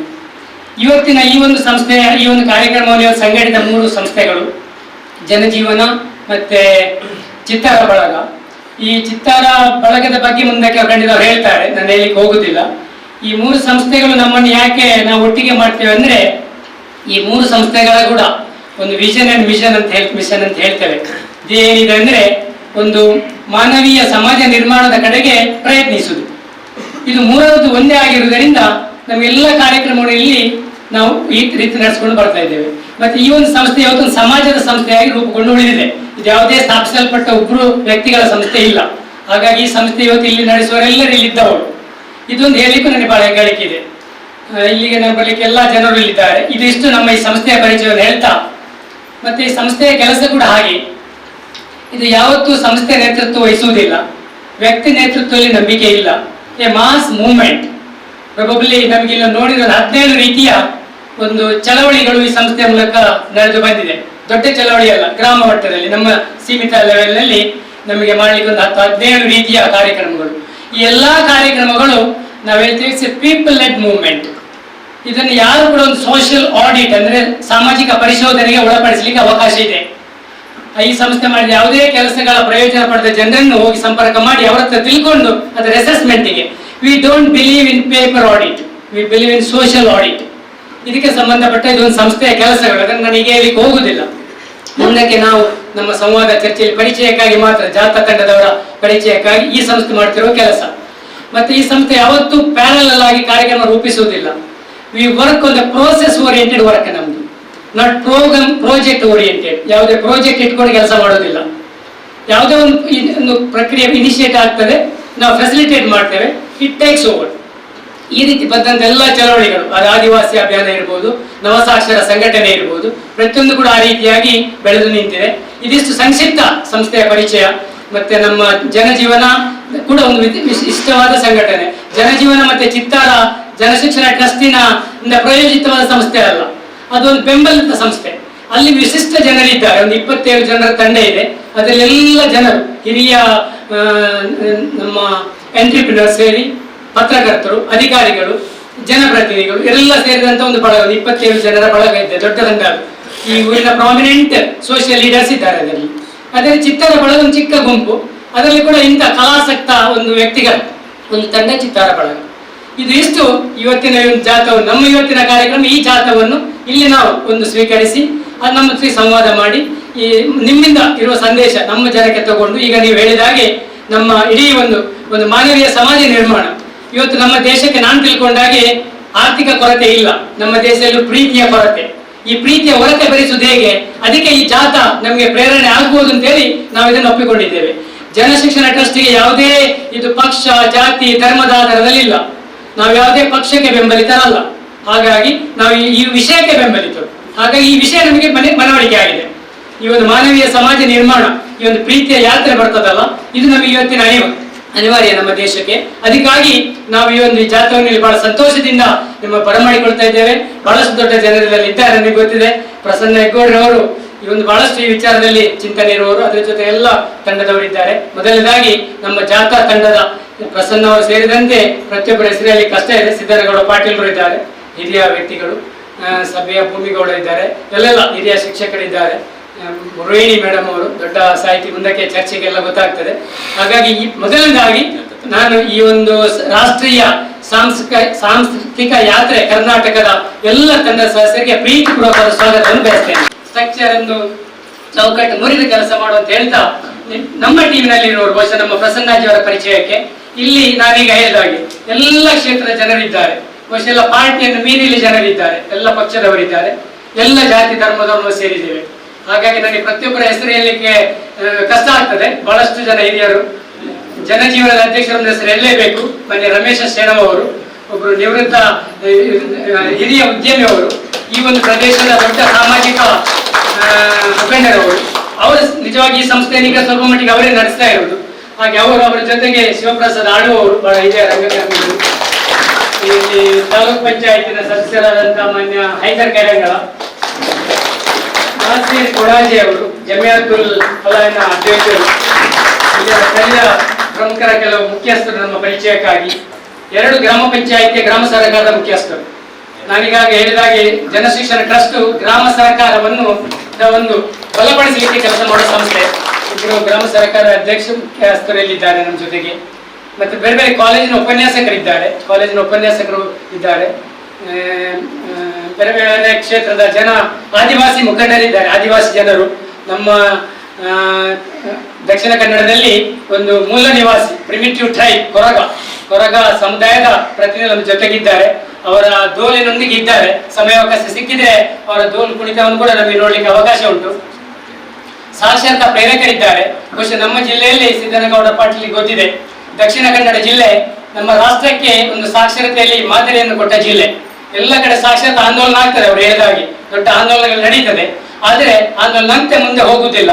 ನಮ್ಮ ಜಿಲ್ಲೆಯಲ್ಲಿ ಆ ನವಸಾಕ್ಷರರನ್ನು ಸಂಘಟನೆ ಮಾಡಿ, ನವಸಾಕ್ಷರರು ಅವರಿಗೆ ಒಂದು ಜೀವನ ಶಿಕ್ಷಣ ಕೊಡುವ ಪ್ರಯೋಗ ಇಲ್ಲಿ ಮಾಡಿದ್ದು ನಮ್ಮ ಇಡೀ ದೇಶಕ್ಕೆ ಅದೊಂದು ಮಾದರಿ. ಅದು ಮುಂದೆ ಇಲ್ಲಿ ಹೋಗಿಲ್ಲ. ದಕ್ಷಿಣ ಕನ್ನಡದಲ್ಲಿ ನವಸಾಕ್ಷರ ಸಂಘಟನೆ ನಮ್ಮ ನ್ಯಾಷನಲ್ ಲಿಟ್ರಸಿ ಮಿಷನ್ ಅವರು ಅದರ 3 ಸೀರೀಸ್ನಲ್ಲಿ ಅದರ ಯಶೋಗಾಥೆಯನ್ನು ಮಾಡಿ, ಡೆಲ್ಲಿ ದೂರದರ್ಶನದವರು ಅದರ ಒಂದು ವಿಡಿಯೋವನ್ನು ಮಾಡಿ ಕೊಟ್ಟರು. ಎಲ್ಲ ಕಡೆ ಆಗ್ಬೇಕು, ಜನರಿಗೆ ಬರೀ ಅಕ್ಷರ ಕೊಟ್ಟರೆ ಆಗುದಿಲ್ಲ, ಅಕ್ಷರದಲ್ಲಿ ಶಿಕ್ಷಣ ಬರುವುದಿಲ್ಲ, ಶಿಕ್ಷಣ ಮತ್ತೆ ಬರಬೇಕು. ಆ ಒಂದು ಪ್ರಯೋಗದಲ್ಲಿ ಬಹಳ ಯಶಸ್ವಿಯಾಗಿದೆ. ಆ ಪ್ರಯೋಗದಲ್ಲಿ ಆದವರು ಇಲ್ಲಿ ಇದ್ದಾರೆ. ನಾನು ಯಾಕೆ ಹೇಳಿದ್ರೆ ಅವರ ಅನುಭವ ಕೇಳಲಿಕ್ಕೆ ಆಗ್ತದೆ. ಆ ಅಕ್ಷರದಿಂದ ಹೊರಗೆ ಬಂದು 4 ಗೋಡೆ ಒಳಗೆ ಇದ್ದವರು ಹೊರಗೆ ಬಂದು ಹೇಗೆ ಒಂದು ಸಮಾಜದಲ್ಲಿ ಒಂದು ವ್ಯಕ್ತಿಯಾಗಿ ಬೆಳೆದು ನಿಂತಿದ್ದಾರೆ ಅಂತವರು ಇದ್ದಾರೆ. ವಿಶೇಷವಾಗಿ ನಾನು ಪಾತುಂಜಿ ಅವರ ಹೆಸರು ಹೇಳಲೇಬೇಕು. ಪಾತುಂಜಿ ಬಹಳ ಹಿರಿಯರು, ನಡೀಲಿಕ್ಕೆ ಆಗುದಿಲ್ಲ, ಬಹಳ ಕಾಲ ನೋವಿದೆ. ಅವರು ಸಾಕ್ಷರತಾ ಸ್ವಯಂ ಸೇವಕಿ. ಅವರು ಇಂಥ ಕಾರ್ಯಕ್ರಮ ಇದ್ದರೆ ಎಲ್ಲಿಗೂ ಬರ್ತಾರೆ, ಅವರಾಗಿ ಬಂದಿದ್ದಾರೆ. ಯಶೋಧ ಇದ್ದಾರೆ, ಅರುಣ ಅವರು ಒಬ್ರು ರಾಷ್ಟ್ರೀಯ ಸೇವಾ ಪುರಸ್ಕೃತ ಕಾರ್ಯಕರ್ತೆ. ಇದೆಲ್ಲ ಈ ತಂಡದವರು. ಇಲ್ಲಿ ತುಂಬಾ ಜನ ಇದ್ದಾರೆ. ಯಶೋಧ ಇಲ್ಲಿದ್ದಾರೆ. ಯಶೋಧ ಅವರು ಸುಮಾರು 70-77 ವರ್ಷದ ನವಸಾಕ್ಷರ ಯುವತಿಯವರು. ಅವರ ಅನುಭವ ನಮಗೆ ಕೇಳಬಹುದು, ಮುಂದಕ್ಕೆ ಅವಕಾಶ ಇದೆ. ಸಾಕ್ಷರತೆಯಲ್ಲಿ ಯಾವ ರೀತಿ ಬೆಳೆದು ಸಮಾಜಕ್ಕೆ ಬೆಳಕಾಗಿದ್ದಾರೆ ಅಂತ ಹೇಳುವ ದಿಸೆಯಲ್ಲಿ ಇಲ್ಲಿದ್ದವರೆಲ್ಲರಿಗೂ ನಾನು ಮತ್ತೊಮ್ಮೆ, ಪತ್ರಕರ್ತರಿದ್ದಾರೆ ವಿಶೇಷವಾಗಿ ಮತ್ತೊಂದು ಸರ್ ತಮ್ಮ ಗಮನಕ್ಕೆ, ನಾವು ಪತ್ರಕರ್ತರ ನಮ್ಮ ಜೊತೆಗಿರೋದು ಪ್ರಚಾರಕ್ಕಾಗಿ ಅಲ್ಲ, ನಮ್ಮ ಅಭಿವೃದ್ಧಿ ಪತ್ರಿಕೋತ್ತರ ತಂಡ ನಮ್ಮ ಜೊತೆಗಿದೆ. ನಮ್ಮ ಕೆಲಸಕ್ಕೆ ಈ ಅಭಿವೃದ್ಧಿ ವಿಚಾರದಲ್ಲಿ ಕಲ್ಪನೆ ಇರುವಂತಹ ಬಹಳಷ್ಟು ಪತ್ರಕರ್ತರು, ಪುಷ್ಪರಾಜರು, ಅನ್ಸಾರಿ ನೋಳಿ ಅವರು, ಬೇರೆ ಬೇರೆ ಜನರು. ಇವ್ರು ಯಾಕೆ ಇಲ್ಲಿರುವುದು ಸ್ವಯಂ ಸೇವಕರಾಗಿ, ಪತ್ರಕರ್ತರಾಗಿ ಇಲ್ಲ. ಆದ್ರೆ ಇಂಥ ಒಂದು ತಂಡ ನಮ್ಮ ಜೊತೆಗೆ, ನಿಮ್ಮೆಲ್ಲ ತಂಡದವರಿಗೆ ಮತ್ತೊಮ್ಮೆ ನಾನು ಪ್ರೀತಿಪೂರ್ವಕವಾದ ಸ್ವಾಗತವನ್ನು ಬಯಸುತ್ತಾ ಮುಂದಕ್ಕೆ ಚಂದ್ರಶೇಖರ್ ಪಾತೂರ್ ಅವರು ಮತ್ತೆ ನಾಗೇಶ್ ಅವರು, ನಮ್ಮ ಈ ದಕ್ಷಿಣ ಕನ್ನಡ ಜಿಲ್ಲೆಯಲ್ಲಿ ಈ ಒಂದು ಜಾಥಾವನ್ನು ಸ್ವಲ್ಪ ಸಂಘಟನೆ ಆರ್ಗನೈಸ್ ಮಾಡ್ತಿರುವಂತಹ ಪ್ರಕಾಶಕರವರು, ಪ್ರಗತಿಪರ ಪ್ರಕಾಶಕರು, ಮಾನ್ಯ ಕಲ್ಲೂರು ನಾಗೇಶ್ ಅವರು ಮುಂದಕ್ಕೆ ಈ ಕಾರ್ಯಕ್ರಮಕ್ಕೆ ಕೊಂಡೋಗ್ಬೋದು. ಬಹುಶಃ ನಮ್ಮ ಪ್ರಸನ್ನಜಿ ಅವರು ಕೂಡ ಈ ಯಾತ್ರೆಯ ಸ್ವಲ್ಪ ಒಂದು ಉದ್ದೇಶಗಳು ನಮಗೆ ತಿಳಿಸಬೇಕಾಗಿತ್ತು. ಶಿಕ್ಷಣ ಟ್ರಸ್ಟ್ ಅಂದ್ರೆ ಶಿಕ್ಷಣ ಅಭಿಯಾನದಲ್ಲಿ ಪಾಲ್ಗೊಂಡಂತ ಈ ಜಿಲ್ಲೆಯ ಬೇರೆ ಬೇರೆ ಕಡೆ ಬಂದಂತ ಸಾಧಕರ ಮಾತುಗಳು, ಭಾಷಣ ಅಲ್ಲ, ಮಾತುಗಳನ್ನು ಹೇಳಲಿಕ್ಕುಂಟು ಮತ್ತು ಸ್ವಲ್ಪ ಚರ್ಚೆನೂ ಮಾಡ್ಲಿಕ್ಕುಂಟು. ಪ್ರತಿಯೊಬ್ಬರು ಇಲ್ಲಿ ಬಂದವರು ಸಾಧಕರಿಂದ ಇರ್ತಾರೆ. ಅವರು ಸಾಧಕರೇ, ಇಲ್ಲಿಯವರು ಸಾಧಕರು ಸೇರಿದ್ರಿ, ಸಾಧಕರು ಸಂವಾದ ಆಗಬೇಕು, ಪ್ರಶ್ನೆಗಳು ಬರಲಿ, ಚರ್ಚೆಗಳು ಮಾಡಿದ ಕಾರ್ಯಕ್ರಮ ಮುಂದುವರಿಬೇಕು. ಬಂದ್ರು ಹೋದ್ರು ಆಗಬಾರದು, ಮುಂದುವರಿಬೇಕು. 90 ಆರಂಭ ಆದ ಸಾಕ್ಷರತಾ ಅಭಿಯಾನದ ಗುರಿ 100 ವರ್ಷ ಕಾರ್ಯಕ್ರಮ ಆರಂಭ ಆಗಿದೆ. 32 ವರ್ಷ ಆಗಿದೆ. ಇದು 100 ವರ್ಷ ಮುಂದೆ ಹೋಗ್ತದೆ. ಹೋದಾಗ ಮಾತ್ರ ಒಂದು ಹೊಸ ಸಮಾಜ, ನವ ಸಮಾಜ ಕಟ್ಟಲಿಕ್ಕೆ ಸಾಧ್ಯ ಉಂಟು. ಈಗ ಜಾತದ ಆಶಯ ಏನಿದೆ ಕೇಳೋಣ. ಆಶಯಕ್ಕೆ ಸರಿಯಾಗಿ ನಮ್ಮಲ್ಲಿ ಏನಾದ್ರು ಮಾತಾಡ್ತಾ ಇದ್ದೇವಾ, ನಡೀಲಿ ಸಂವಾದ. ಇವತ್ತು ನಮಗೆಲ್ಲ ಗೊತ್ತಿರುವ ಹಾಗೆ 2 ರೀತಿಯಿಂದ ನಾವೆಲ್ಲ ವಿಘಟನೆಗೆ ಒಳಗಾಗ್ತಾ ಇದ್ದೇವೆ. ನಮ್ಮ ಸಮಾಜ 2 ರೀತಿಯ ವಿಘಟನೆಗೆ ಒಳಗಾಗ್ತಾ ಇದೆ. ಒಂದು ಸಾಮಾಜಿಕ ಕ್ಷೇತ್ರದಲ್ಲಿ ವಿಘಟನೆ, ಜಾತಿ, ಧರ್ಮ, ಪ್ರಾಂತ ಆ ಥರದೊಳಗೆ ಒಂದು ವಿಘಟನೆ ಆಗ್ತಾ ಇದ್ದರೆ, ಇನ್ನೊಂದು ಕಡೆ ಆರ್ಥಿಕ ಕ್ಷೇತ್ರದಲ್ಲಿ ನಾವೆಲ್ಲರೂ ಇಡೀ ದೇಶದ ಜನತೆ ಮಾನವ ಸಂಪನ್ಮೂಲ ಉತ್ಪಾದನಾ ಪ್ರಕ್ರಿಯೆಯಿಂದ ಹೊರಗೆ ಬೀಳ್ತಾ ಇದೆ. ಉತ್ಪಾದನಾ ಪ್ರಕ್ರಿಯೆಯಿಂದ ಪೂರ್ತಿ ಹೊರಗೆ ಬೀಳ್ತಾ ಇದೆ. ಸೊ ಆ ಹಿನ್ನೆಲೆಯಲ್ಲಿ ಒಂದು ತಾಯಿ ಅಕ್ಷರ ಪ್ರೇಮ್ ಅಂತಕ್ಕಂಥ ಒಂದು ವಚನದ, ಕಬೀರ್ನ ವಚನದ ಒಂದು ಸಾಲನ್ನಿಟ್ಟುಕೊಂಡು 2.5 ಅಕ್ಷರದ ಪ್ರೀತಿಗೆ 2.5 ಅಕ್ಷರ ಮಾತ್ರ ಸಾಕು ನಮ್ಮ ಪ್ರೀತಿಯನ್ನು ಹಂಚೋಕೆ. ಇನ್ನೊಬ್ಬ ವ್ಯಕ್ತಿ, ಇನ್ನೊಂದು ಜೀವಿಯ ಜೊತೆ ನಾವು ಆತ್ಮೀಯವಾಗಿ ಪ್ರೀತಿಯಿಂದ ಬದುಕೋಕೆ 2.5 ಅಕ್ಷರ ಸಾಕು ಅಂತಕ್ಕಂಥ ಒಂದು ಘೋಷಣೆಯನ್ನು ಇಟ್ಕೊಂಡು ಇಡೀ ದೇಶದಲ್ಲಿ ಇಂಡಿಯನ್ ಪೀಪಲ್ಸ್ ಥಿಯೇಟರ್ ಅಸೋಸಿಯೇಷನ್ ಅಂತಕ್ಕಂಥ ಒಂದು ಇಪ್ಟಾ ಸಂಘಟನೆ 1940ರ ದಶಕದಲ್ಲಿ ಇದು ಆರಂಭ ಆಗಿ ಸ್ವತಂತ್ರ ಆಂದೋಲನದಲ್ಲಿ ಮತ್ತು ಈ ದೇಶಕ್ಕೆ ಅವತ್ತು ಬಂದಿರತಕ್ಕಂಥ ಭೀಕರ ಬರಗಾಲದ ಸಂದರ್ಭದಲ್ಲಿ ಮತ್ತು ಕೋಮು ಸಂಘರ್ಷ ನಡೀತಾ ಇರ್ತಕ್ಕಂಥ ಸಂದರ್ಭದಲ್ಲಿ ಈ ಜನರನ್ನ ಬರಗಾಲದಿಂದ ಮುಕ್ತ ಮಾಡ್ತಕ್ಕಂಥ ಮತ್ತು ಎಲ್ಲರೂ ಕೂಡಿ ಬಾಳ್ತಕ್ಕಂಥ ಮತ್ತು ಸ್ವಾತಂತ್ರ್ಯವನ್ನು ಪಡಿತಕ್ಕಂಥ ಈ ಎಲ್ಲ ಅಂಶಗಳನ್ನು ಒಳಗೊಂಡು ಆರಂಭ ಆಗಿರ್ತಕ್ಕಂಥ ಒಂದು ಸಂಸ್ಥೆ ಇವತ್ತು ಮತ್ತೆ ಇಲ್ಲಿ ಇದು ನಾವು ಎಲ್ಲಿನೂ ನಮ್ಮ ಇದರಲ್ಲಿ ಇದು ಇಪ್ಟಾದಿಂದ ಅಂತ ನಾವು ಹಾಕ್ತಾ ಇಲ್ಲ. ನಾವು ಇಪ್ಟಾದ ಒಂದು ಚಾಲನೆ ಕೊಡ್ತಾ ಇದ್ದೀವಿ. ನಿಮ್ಮಂಥ ಎಲ್ಲ ಸಂಘಟನೆಗಳು ಇಷ್ಟೊತ್ತು ನಮ್ಮ 2 ಸ್ನೇಹಿತರು ಹೇಳಿದ್ರು, ನಾವೆಲ್ಲ ಸಾಕ್ಷರತೆಯಲ್ಲಿ ಕೂಡಿ ಕೆಲಸ ಮಾಡಿದವರು ಸಾಕ್ಷರತಾ ಆಂದೋಲನದಲ್ಲಿ. ನನಗೂ ಒಂದು ಖುಷಿ ಇದೆ ಈ ಸ್ಥಾನಕ್ಕೆ ಭೇಟಿ ಕೊಟ್ಟಿದ್ದೇನೆಂದರೆ, ಇಡೀ ನಮ್ಮ ರಾಜ್ಯದಲ್ಲಿ ಸಾಕ್ಷರತಾ ಆಂದೋಲನ ಲಿಟರಸಿ ಮಿಷನ್ನಿಂದ ಆರಂಭ ಆದಾಗ ಒಂದು ಆಂದೋಲನವಾಗಿ ಆರಂಭ ಆಯಿತು. ಆದರೆ ಸಾಕ್ಷರೋತ್ತರ ಸಂದರ್ಭಕ್ಕೆ ಬಂದಾಗ ಅದು ಮತ್ತೆ ಒಂದು ಆಡಳಿತ ವ್ಯವಸ್ಥೆಯ ಒಂದು ಕಾರ್ಯಕ್ರಮ ಆಗಿ ಬದಲಾವಣೆ ಆದಾಗ ಸಾಕ್ಷರೋತ್ತರ ಅಂದರೆ ನವಸಾಕ್ಷರನ್ನ ಇಟ್ಕೊಂಡು ಈ ಥರದ ಒಂದು ಸಂಸ್ಥೆಯನ್ನು ಚಟುವಟಿಕೆಯನ್ನು ಮಾಡೋದು ಕರ್ನಾಟಕ ರಾಜ್ಯದಲ್ಲಿ ನೀವು ಮಾತ್ರ. ನಿಮಗೂ ಎಲ್ಲ ರಾಜ್ಯದ ಎಲ್ಲ ಜಿಲ್ಲೆಗಳಿಗೂ ನಾನು ತರಬೇತಿಗೆ ಹೋಗಿದ್ದೇನೆ ಅವಾಗ. ಸೊ ಈ ಥರದೊಳಗೆ ಆ ಒಂದು ಸ್ಪಿರಿಟನ್ನು, ಆಂದೋಲನದ ಸ್ಪಿರಿಟನ್ನು ಇಟ್ಟುಕೊಂಡು ಅವತ್ತು ಏನು ಸಾಕ್ಷರತಾ ಆಂದೋಲನದಲ್ಲಿ ಬಂದರು, ನವಸಾಕ್ಷರರಾದರು, ಅವ್ರನ್ನೆಲ್ಲ ಇಟ್ಕೊಂಡು ಈ ಥರದ ಸಂಸ್ಥೆಯನ್ನು ನಡೆಸ್ತಾ ಇದ್ರಲ್ಲ, ಇದು ಖಂಡಿತವಾಗಿಯೂ ಎಲ್ಲ ಜಿಲ್ಲೆಯಲ್ಲೂ ಆಗಬೇಕಾಗಿತ್ತು. ಇದು ಆಗಬೇಕಾಗಿತ್ತು. ಆದರೆ ಎಲ್ಲಿ ಆಸಕ್ತರು, ನಮ್ಮ 2 ಸ್ನೇಹಿತರಲ್ಲಿ ನನಗೆ ಅವತ್ತು ತರಬೇತಿಯಲ್ಲಿ ಜೊತೆ ಇದ್ದವರು, ಸೊ ಅವರು ಒಂದು ಆಸಕ್ತಿಯಿಂದ ಮತ್ತೆ ಇದು ಬೆಳೀತಾ ಇದೆ. ನೀವೆಲ್ಲ ಸಹಕಾರ ಕೊಡ್ತಾ ಇದ್ದೀರಿ. ಸೊ ಇದು ಒಂದು ಮೈಕ್ರೋ ಲೆವೆಲಲ್ಲಿ ನಮ್ಮ ಜಾಥಾ ಏನು ಆಲ್ ಇಂಡಿಯಾದಲ್ಲಿ ಪ್ರೀತಿ, ಸ್ನೇಹ, ಸಹಕಾರ ಈ ಒಂದು ಗುರಿಯನ್ನು ಇಟ್ಕೊಂಡು ಜಾಥಾ ಹೋಗ್ತಾ ಇದೆ. ಅದನ್ನು ಮೈಕ್ರೋ ಲೆವೆಲಲ್ಲಿ ಇಲ್ಲಿ ನೀವು ಈ ಜಿಲ್ಲೆಯಲ್ಲಿ ಅದನ್ನು ಸಾಧನೆ ಮಾಡಿದ್ದೀರಿ. ನಿಮ್ಮ ಸಂಸ್ಥೆಗೆ ನಮ್ಮ ತಂಡ ಬರೋಕ್ಕೆ ಭಾಳ ಸಂತೋಷ ಪಡ್ತದೆ. ಸೊ ಈಗ ನಮ್ಮ ಜಾಥಾ ಹೋಗುವಾಗ ನಾವು ಯಾರಿಗೇನೋ ಕೂಡಿಬಾಳಿ ಸ್ನೇಹದಿಂದ ಇರಿ ಅಂತ ಹೇಳೋಕ್ಕೆ ನಾವು ಬಂದಿಲ್ಲ. ಯಾಕಂದರೆ ಈಗಾಗಲೇ ನಾವು ಕೂಡಿ ಬಾಳ್ತಾ ಇದ್ದೀವಿ. ಎಲ್ಲೋ ಕೆಲವು ಕಡೆ ಸಣ್ಣ ರಾಜಕೀಯ ಕಾರಣಕ್ಕಾಗಿ, ಇನ್ನೊಂದು ಯಾವುದೋ ಕಾರಣಕ್ಕಾಗಿ ಇಲ್ಲಿ ಕೆಲವು ಡಿಸ್ಟರ್ಬೆನ್ಸ್ ಇದ್ದಾವೆ. ಸೊ ಆ ಒಂದು ಅದರ ಪರಿಣಾಮವಾಗಿ ನಮ್ಮ ದಿನನಿತ್ಯದ ಜೀವನ, ನಮ್ಮ ದಿನನಿತ್ಯದ ಬದುಕು ಧಕ್ಕೆ ಆಗಬಾರ್ದು. ಅದಕ್ಕಾಗಿ ದ್ವೇಷಕ್ಕಿಂತಲೂ ಮನುಷ್ಯನಲ್ಲಿ ಮೊದಲು ಬಂದಿದ್ದು ಪ್ರೀತಿ. ತಾಯಿಯ ಮೊಲೆ ಹಾಲನ್ನು ಈ ಭೂಮಿಗೆ ಬಂದಾಗ ಯಾವುದೇ ಜೀವಿ ತಾಯಿಯ ಮೊಲೆ ಹಾಲನ್ನು ಪಡೆದಾಗ ದ್ವೇಷದಿಂದ ಪಡೆಯೋದಿಲ್ಲ, ಪ್ರೀತಿಯಿಂದ ಪಡೆಯುತ್ತದೆ. ಸೊ ಅಂಥ ಪ್ರೀತಿಯಿಂದ ಪಡೆದಿರ್ತಕ್ಕಂಥ ಜೀವವನ್ನು ನಾವು ಇವತ್ತು ದ್ವೇಷಕ್ಕೆ ಈಡಾಗ್ತಕ್ಕಂಥ ರೀತಿಯೊಳಗೆ ಹೋಗ್ತಾ ಇದ್ದೀವಿ. ಅದು ಆಗಬಾರ್ದು. ಅದರಲ್ಲೂ ನಾವು ಈ ಸಂದರ್ಭದಲ್ಲಿ ಹಲವಾರು ಕಾರಣಕ್ಕೆ ಇರತಕ್ಕಂಥ ದ್ವೇಷಗಳನ್ನು ನಾನು ಮೊನ್ನೆ ಯಾವಾಗಲೂ ಹೇಳ್ತಾ ಇರ್ತೀನಿ. ಹಿಮಾಲಯ ತಪ್ಪಲದಲ್ಲಿ ಸುರಂಗದಲ್ಲಿ 41 ಜನ ಕಾರ್ಮಿಕರು ಒಳಗಡೆ ಜೀವ ಬದುಕಿನ ಹೋರಾಟದಲ್ಲಿದ್ದಾಗ ಅದರಲ್ಲಿ ಹಿಂದೂಗಳು ಇದ್ರು, ಮುಸ್ಲಿಮರು ಇದ್ರು. ಸೊ ಅದನ್ನು ರಕ್ಷಣೆ ಮಾಡಕ್ಕೆ ಹೋಗಿರ್ತಕ್ಕಂಥ ಟೀಮ್ ಇತ್ತಲ್ಲ, ಅವರು ಹಿಂದೂಗಳು ಇದ್ರು, ಮುಸ್ಲಿಮರು ಇದ್ರು. ಸೊ ಆ ಟೀಮ್ಗಳು ಒಳಗಡೆ ಬದುಕಿರ್ತಕ್ಕಂಥ ಟೀಮ್ಗಳು ಅಂತ ಅಪಾಯದ ಸಂದರ್ಭದಲ್ಲಿ ಅಷ್ಟು ದಿನ ಜೀವಂತವಾಗಿ ಇರೋಕೆ ತಾವು ಎಷ್ಟೆಷ್ಟು ಅಲ್ಲಿ ಕೆಲಸವನ್ನು ಮಾಡಿದ್ರು, ತಮ್ಮ ಜೀವವನ್ನ ಆತಂಕ ಕೊಟ್ಟು ಇಲ್ಲಿ ಹೊರಗಡೆ ಇರೋರು ಹೋಗಿ ಅವ್ರನ್ನ ಕರ್ಕೊಂಡ್ ಬಂದ್ರಲ್ಲ, ಅವ್ರು ಯಾರು ಸಹಿತ ಇಲ್ಲ ನಾವು ಹಿಂದೂಗಳನ್ನ ರಕ್ಷಣೆ ಮಾಡ್ತಾ ಇದ್ದೀವಿ, ನಾವು ಮುಸ್ಲಿಮರನ್ನ ರಕ್ಷಣೆ ಮಾಡ್ತಾ ಇದ್ದೀವಿ, ಅದು ಯಾವುದೂ ಅಲ್ಲ. ಈ ಭೂಮಿ ಮೇಲೆ ಇರ್ತಕ್ಕಂಥ ಒಂದು ಮನುಷ್ಯ ಜೀವ ಇನ್ನೊಂದು ಮನುಷ್ಯ ಜೀವ ಅಪಾಯದಲ್ಲಿರುವಾಗ ಅದನ್ನು ರಕ್ಷಣೆ ಮಾಡಬೇಕಾಗಿದ್ದು ನನ್ನ ಕರ್ತವ್ಯ ಅನ್ನೋ ರೀತಿ ಒಳಗೆ ಹೋಗಿ ರಕ್ಷಣೆ ಮಾಡ್ಕೊಂಡ್ ಬಂದ್ರಲ್ಲ, ಅದು ಇಡೀ ದೇಶವನ್ನು ನಿಟ್ಟುಸಿರು ಬಿಟ್ಟಿರ್ತಕ್ಕಂಥ ಒಂದು ಸಂದರ್ಭ. ಇಡೀ ದೇಶ, ಅವ್ರು ಯಾರು ನಮ್ಮ ಮನೆಯವರಲ್ಲ, ನಮ್ಮ ಸಂಬಂಧಿಕರಲ್ಲ, ಆದರೂ ಸಹಿತ ದುಡಿಯುವ ಜನ ಅಲ್ಲಿ ಆತಂಕಕ್ಕೆ ಸಿಲುಕಿದ್ದಾರೆ ಅಂದಾಗ ಆ ನಿಟ್ಟುಸಿರು ಬಿಟ್ಟಾಗ ಆ ನಿಟ್ಟುಸಿರಿನಲ್ಲಿ ದೊಡ್ಡ ಪ್ರೀತಿ ಇತ್ತು. ಆ ನಿಟ್ಟುಸಿರಿನಲ್ಲಿ ದೊಡ್ಡ ಪ್ರೀತಿ ಇತ್ತು. ಅಂಥ ಪ್ರೀತಿ ನಮ್ಮ ಹಲವಾರು ಸಂದರ್ಭದಲ್ಲಿದೆ, ನಮ್ಮ ಜೀವನದಲ್ಲಿದ್ದಾವೆ, ನಮ್ಮ ಇತಿಹಾಸದಲ್ಲಿದ್ದಾವೆ. ಅವನ್ನ ಎಲ್ಲವನ್ನೂ ನೆನಪಿಸಿಕೊಂಡು ನಾವಿಲ್ಲಿ ಬಂದದ್ದು ಆ ನೆನಪಿಸೋದು. ದ್ವೇಷ ಅಂತಕ್ಕಂಥ ಒಂದು ಸಣ್ಣ ಮುಸುಕನ್ನ ನಮ್ಮನ್ನು ಆವರಿಸಿದೆ. ಅದರ ಆಚೆ ಆ ಪ್ರೀತಿ ನಮ್ಮಲ್ಲಿ ಮೂಲಭೂತ ಗುಣ ಅಂತ ಅನ್ನೋದನ್ನು ನಾವು ನೆನಪಿಸೋಕೆ ನಾವಿಲ್ಲಿ ಬಂದಿದ್ದೀವಿ. ಸೊ ಅದನ್ನ ಈ ಆಲ್ ಇಂಡಿಯಾದಲ್ಲಿ ಇಡೀ ದೇಶದಲ್ಲಿ ಎಲ್ಲ ಕಡೆ ಹೋಗ್ತದೆ. ನಾವು ಈ ಜಾಥಾದಲ್ಲಿ ವಿಶೇಷ ಏನಂದ್ರೆ ನಾವು ಹೆಚ್ಚಿಗೆ ಕಾರ್ಯಕ್ರಮ ಮಾಡೋದಿಲ್ಲ, ನಾವು ಹೆಚ್ಚು ಕಲಿಯೋದು, ನಿಮ್ಮಿಂದ ಕಲಿಯೋದು ಜಾಸ್ತಿ ಇದೆ.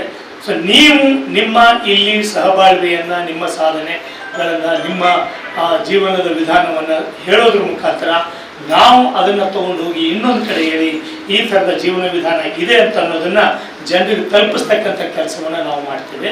ಸೊ ಆ ಕಾರಣಕ್ಕಾಗಿ ಪ್ರೀತಿ ಮನುಷ್ಯನ ಮೂಲಭೂತ ಗುಣ. ಅದನ್ನ ಕಬೀರ್ ಅವರು ಹೇಳಿದಾಗೆ, ಬುದ್ಧ, ಬಸವ, ಗಾಂಧಿ, ಅಂಬೇಡ್ಕರ್ ಎಲ್ಲರೂ ಹೇಳಿದಾಗೆ ನಾವೆಲ್ಲರೂ ಕೂಡಿ ಬದುಕತಕ್ಕಂಥ ಒಂದು ಮೆಸೇಜು ಇಲ್ಲಿದೆ. ಎರಡನೇ ಮೆಸೇಜು ಈಗಾಗಲೇ ಹೇಳಿದ್ದಾರೆ, ನೀವು ಆಗಲೇ ಇಷ್ಟೊತ್ತು ಮಾಡಿದ್ರಿ ಮತ್ತು ನೀವು ಮಾಡ್ತಾ ಇದ್ದೀರಿ. ಅದು ಶಾಂತಿ, ಸೌಹಾರ್ದತೆ ಮತ್ತು ಸ್ವಾವಲಂಬನೆಗೆ ಸಂಬಂಧಪಟ್ಟ. ಗಾಂಧೀಜಿಯವರ ಬಗ್ಗೆ ನನಗೂ ಸ್ವಲ್ಪ ಭಿನ್ನಾಭಿಪ್ರಾಯ ಇದ್ದು ಮೊದಲು. ಯಾವುದು ಅಂತಂದರೆ, ಇವರು ಬೃಹತ್ ಕೈಗಾರಿಕೆಗಳನ್ನು ವಿರೋಧ ಮಾಡ್ತಾರೆ. ಈ ದೇಶದಲ್ಲಿ ಕೈಗಾರಿಕೆಗಳು ಬೆಳಿಬೇಕಾದ್ರೆ, ಹಸಿವು ಬಡತನ ನೀಗಬೇಕಾದ್ರೆ ಬೇಕು ಅಂತಕ್ಕಂಥದ್ದು. ಆದರೆ ಇವತ್ತಿನ ಈ ಕೈಗಾರಿಕಾ ಉದ್ಯಮದ ದೊಡ್ಡ ಪ್ರಮಾಣದ ಕಾರ್ಪೊರೇಟ್ ದಾಳಿಗಳನ್ನು ನೋಡಿದಾಗ ನನಗೆ ಸ್ವಲ್ಪ ಆತಂಕ ಆಗ್ತಾ ಇದೆ. ಯಾಕೆಂದ್ರೆ ಉದ್ಯಮಗಳನ್ನ ಮನುಷ್ಯ ನಡೆಸಬೇಕು, ಆದರೆ ಇಲ್ಲಿ ಉದ್ಯಮಗಳನ್ನ ಯಂತ್ರಗಳು ನಡೆಸ್ತಾ ಇದ್ದಾವೆ. ಇಡೀ ಜಗತ್ತಿನ ಈ ಉತ್ಪಾದನಾ ಪ್ರಕ್ರಿಯೆಯಿಂದ ಮನುಷ್ಯ ಹೊರಗೆ ಬೀಳ್ತಾ ಇದ್ದಾನೆ, ಕೈಗಾರಿಕೆಯಿಂದ ಮನುಷ್ಯ ಹೊರಗೆ ಬೀಳ್ತಾ ಇದ್ದಾನೆ, ಯಂತ್ರಗಳು ನಡೆಸ್ತಾ ಇದ್ದಾನೆ. ಸೊ ಇತ್ತೀಚೆಗೆ ನಡೆದಿರ್ತಕ್ಕಂಥ ರೈತ ಚಳವಳಿ ಬಗ್ಗೆ ತಮಗೆಲ್ಲ ಗೊತ್ತು. ಅವ್ರು ಕೇಳಿದ್ದೇನು ಅಂದ್ರೆ, ಈ ಕಾರ್ಪೊರೇಟ್ ಅಗ್ರಿಕಲ್ಚರ್ ಬೇಡ ನನಗೆ ಅಂದಾಗ ಮತ್ತೆ ನನಗೆ ಅವತ್ತು ಗಾಂಧೀಜಿ ನೆನಪಾದ. ಗಾಂಧೀಜಿ ಒಂದು ಮಾತನ್ನ ಭೂ ಬಳಕೆ ಬಗ್ಗೆ ಹೇಳ್ತಾರೆ. ಅವಾಗ ಈ ಗ್ರಾಮ ಸ್ವರಾಜ್ಯದ ಆ ಚಿಂತನೆಗಳಲ್ಲಿ ಬರ್ತದೆ. ನಮ್ಮ ಭೂಮಿ ಮೊಟ್ಟ ಮೊದಲನೇದಾಗಿ ಬಳಕೆಯಾಗಬೇಕಾಗಿದ್ದು ಆಹಾರ ಧಾನ್ಯಕ್ಕೆ. ಎರಡನೇದಾಗಿ ಪಶು ಪಕ್ಷಿ ದನ ಕರುಗಳು ಉಪಯೋಗ ಮಾಡ್ತಕ್ಕಂಥ ಈ ಗೋಮಾಳಗಳಿದೇವಲ್ಲ, ಅದಕ್ಕೆ ಎರಡನೇದಾಗಿ ಉಪಯೋಗ ಆಗಬೇಕು. ಮೂರನೇದಾಗಿ ಶಾಲೆಗಳು, ಈ ಥರ ಜನಶಿಕ್ಷಣ ಸಮಿತಿಗಳು, ಆರೋಗ್ಯ ಕೇಂದ್ರಗಳು, ಸ್ಪೋರ್ಟ್ಸ್ಗಾಗಿ ಇರ್ತಕ್ಕಂಥ ಭೂಮಿ ಅದಕ್ಕೆ ಬಳಕೆ ಆಗಬೇಕು. ಅವರು ಕೊನೆಯದಾಗಿ ಆರ್ಥಿಕ ಬೆಳೆಗಳಿಗೆ ಹೇಳ್ತಾರೆ, ಕೊನೆಯದಾಗಿ ಆರ್ಥಿಕ ಬೆಳೆಗಳಿಗೆ. ಆದರೆ ಇವತ್ತು ನಾವು ನೋಡೋದೇನೆಂದರೆ, ಆರ್ಥಿಕ ಬೆಳೆ ಮೊದಲಾಗಿದೆ, ಉಳಿಕೆದೆಲ್ಲವೂ ಗೌಣ ಆಗಿದೆ. ಸೊ ಆ ಕಾರಣಕ್ಕಾಗಿಯೇ ನಮ್ಮ ಭೂಮಿ ಇವತ್ತು ಸಂಪೂರ್ಣವಾಗಿ ಅದೊಂದು ಕೈಗಾರಿಕೆಯಾಗಿ ಕಾರ್ಪೊರೇಟ್ ಕಂಪನಿಗಳು ಒಕ್ಕಲ್ತನ ಮಾಡಕ್ಕೆ ಬಂದರೆ, ಕೃಷಿ ಮಾಡ್ತಕ್ಕಂಥ ಕೃಷಿಕನು ಭೂಮಿಯಿಂದ ಹೊರಗೆ ಬೀಳ್ತಾನೆ, ಕೃಷಿ ಕೂಲಿಕಾರನು ಮಂದಿ ಹೊರಗೆ ಬೀಳ್ತಾನೆ. ಅಂದ್ರೆ ಕೈಗಾರಿಕೆ ಮತ್ತು ಕೃಷಿಯಲ್ಲಿರ್ತಕ್ಕಂಥ ಉತ್ಪಾದನಾ ಕ್ಷೇತ್ರದಿಂದ ಎಲ್ಲ ಮಾನವ ಸಂಪನ್ಮೂಲ ಹೊರಗೆ ಬಿದ್ದಾಗ ನಾವು ಬದುಕೋದು ಹೇಗೆ? ಕೇವಲ ಕಾರ್ಪೊರೇಟ್ ಕಂಪನಿಗಳೇ ಈ ದೇಶದಲ್ಲಿ ಬದುಕಬೇಕಾ, ಅಥವಾ ಕಾರ್ಪೊರೇಟ್ ಕಂಪನಿಗಳಿಗೆ ಬೆಂಬಲಿಸ್ತಕ್ಕಂಥ ಪೊಲಿಟಿಕಲ್ ಪ್ರಭುತ್ವನೇ ಈ ದೇಶದಲ್ಲಿ ಬದುಕಬೇಕಾ? ಸಾಮಾನ್ಯ ಜನರ ಗತಿ ಏನು ಅನ್ನೋದು ಅದು ಸ್ವಾವಲಂಬನೆಗೆ ಸಂಬಂಧಪಟ್ಟಿರ್ತಕ್ಕಂಥ ಜಾಗೃತಿ. ಸೊ ಅಂಥ ಒಂದು ಜಾಗೃತಿಯನ್ನ ಇವತ್ತು ದೊಡ್ಡ ಪ್ರಮಾಣದೊಳಗೆ ನಾವೆಲ್ಲ ಮಾಡಬೇಕಾಗಿದೆ. ಮಾನವ ಉತ್ಪಾದನೆಯಲ್ಲಿ ಮಾನವ ಮುಖ್ಯ ಪ್ರಧಾನ ಪಾತ್ರ ವಹಿಸಬೇಕು ಮತ್ತು ಅದರ ಮೂಲಕ ಅವನ ಆದಾಯ ಮತ್ತು ಬದುಕು ನಡಿಬೇಕು ಅಂತಕ್ಕಂಥ ಒಂದು ಮೆಸೇಜ್ ಏನಿದೆ, ಬಹಳ ಅದ್ಭುತವಾಗಿರ್ತಕ್ಕಂಥ ಮೆಸೇಜು. ಎಲ್ಲಿ ಯಂತ್ರಗಳು ಎಷ್ಟು ಬೇಕೋ ಅಷ್ಟಕ್ಕೆ ಇಟ್ಟುಕೊಂಡು ಮೂಲ ಎಲ್ಲ ಕೆಲಸಗಳಿಗೂ ಯಂತ್ರಗಳ ಮೇಲೆ ಆಧಾರಿತ ಆಗದೆ ಮನುಷ್ಯನ ಮಾನವ ಸಂಪನ್ಮೂಲ ಬಳಕೆ ಆಗಬೇಕು ಅಂತಕ್ಕಂಥದ್ದು ಒಂದಿದೆ. ಇತ್ತೀಚೆಗೆ ನಾನು ಎಲ್ಲ ಕಡೆ ಹೇಳ್ತಾ ಇದ್ದೆ, ನಮಗೆ ಈ ಸಾಂಸ್ಕೃತಿಕ ಜಾಥಾ ಅಂತನ್ನುವಾಗ ನಮ್ಮ ಸಾಂಸ್ಕೃತಿಕ ಮಾಧ್ಯಮಗಳು ಸಹಿತ ಕಾರ್ಪೊರೇಟ್ ಮಯ ಆಗಿದ್ದಾವೆ. ಎಲ್ಲ ಬಹುತೇಕ ಟಿವಿಗಳು, ಸೀರಿಯಲ್ಗಳು ಇವನ್ನೆಲ್ಲವನ್ನು ನೋಡಿದ್ರೆ ಅವು ಎಲ್ಲವೂ ಕಾರ್ಪೊರೇಟ್ ಮಯ ಆಗಿದ್ದಾವೆ, ಅವು ಕಾರ್ಪೊರೇಟ್ ಮಾಧ್ಯಮಗಳ ಮೂಲಕ ಆಗಿದ್ದಾವೆ. ಸೊ ಕೊನೆಯದಾಗಿ ಒಂದು ಉದಾಹರಣೆ ಹೇಳ್ತೀನಿ, ಸುಮ್ಮನೆ ಗಮನಿಸಿ. ಈ ಟಿವಿಯಲ್ಲಿ ಕ್ರಿಕೆಟ್ ನಡೆದಾಗ ಮತ್ತೊಂದು ಇನ್ನೊಂದು ಬರುವಾಗ ಈ ಸಚಿನ್ ತೆಂಡೂಲ್ಕರ್ ಒಂದು ಸಿಕ್ಸ್ ಹೊಡಿತಾರೆ, ಇನ್ಯಾರೋ ಕೊಹ್ಲಿ ಗೀಲಿ ಅಂತ ಸಿಕ್ಸ್ ಹೊಡಿತಾರೆ. ಒಂದು ಹುಡುಗಿ ಬಂದು ಕೇಳ್ತಾರೆ ಜಾಹೀರಾತಿನೊಳಗೆ, ಇಷ್ಟು ತಾಕತ್ ಇದೆಯಲ್ಲ ನಿಮಗೆ, ಈ ತಾಕತ್ ಎಲ್ಲಿಂದ ಬಂತು ಅಂತ ಕೇಳ್ತಾರೆ. ಆ ಪುಣ್ಯಾತ್ಮ ಹೇಳ್ತಾರೆ, ಬೂಸ್ಟ್ ಕುಡಿಯೋದ್ರಿಂದ ನನಗೆ ಶಕ್ತಿ ಬಂದಿದೆ. ಸೊ ನಾವು ಹೇಳಬೇಕಾಗಿದೆ, ಈ ನೆಲದ ರೈತರು ಬೆಳೆದಿರ್ತಕ್ಕಂಥ ಅನ್ನ, ಗೋಧಿ, ಜೋಳ, ರಾಗಿ ತಿಂದು ನಿಮ್ಗೆ ಶಕ್ತಿ ಬಂದಿದೆ ಹೊರತು ಬೂಸ್ಟ್ರಿಂದ ಅಲ್ಲ. ಸೊ ಈ ಬೂಸ್ಟ್ ಅಂತಕ್ಕಂಥ ಒಂದು ವಿದೇಶಿ ಕಂಪನಿಯ ಜಾಹೀರಾತುದಾರರಾಗಿ ನಮ್ಮ ಸಾಂಸ್ಕೃತಿಕ ಮತ್ತು ಕ್ರೀಡಾ ರಾಯಭಾರಿಗಳಿದಾರಲ್ಲ, ಅವರು ಯಾರೂ ಸಹಿತ ಸಾಂಸ್ಕೃತಿಕ ರಾಯಭಾರಿಗಳು ಮತ್ತು ಕ್ರೀಡಾ ರಾಯಭಾರಿಗಳಾಗಿ ಕಾರ್ಪೊರೇಟ್ ಕಂಪನಿಗಳಿಗೆ ಕೆಲಸ ಮಾಡ್ತಾರೆ ಹೊರತು ಈ ದೇಶದ ಜನ, ಈ ದೇಶದ ರೈತರು, ಕಾರ್ಮಿಕರು, ಕೂಲಿಕಾರರು, ನಮ್ಮನ್ನೆಲ್ಲ ಜಲ ಬೆಳೆಗೆ ಪೂರಕವಾಗಿ ಯಾರು ಕೆಲಸ ಮಾಡ್ತಾ ಇಲ್ಲ. ಸೊ ಆ ಕಾರಣಕ್ಕಾಗಿ ಯುಕ್ತ ಅಂತಕ್ಕಂಥ ಸಂಘಟನೆ ಆಗಿರ್ಬೋದು. ಇವತ್ತಿನ ಈ ರಾಷ್ಟ್ರೀಯ ಸಾಂಸ್ಕೃತಿಕ ಯಾತ್ರೆ ಇದು ಜನ ರಾಯಭಾರಿಯಾಗಿ, ಜನರ ರಾಯಭಾರಿಯಾಗಿ ನಿಮ್ಮ ಪ್ರೀತಿಯನ್ನು ಇನ್ನೊಂದು ಕಡೆ ತಲುಪಿಸೋಕೆ, ನಿಮ್ಮ ಸ್ವಾವಲಂಬನೆಯನ್ನು ಇನ್ನೊಂದು ಕಡೆ ತಲುಪಿಸೋಕೆ ಈ ಕೆಲಸವನ್ನು ನಾವು ಮಾಡ್ತಾ ಇದ್ದೇವೆ.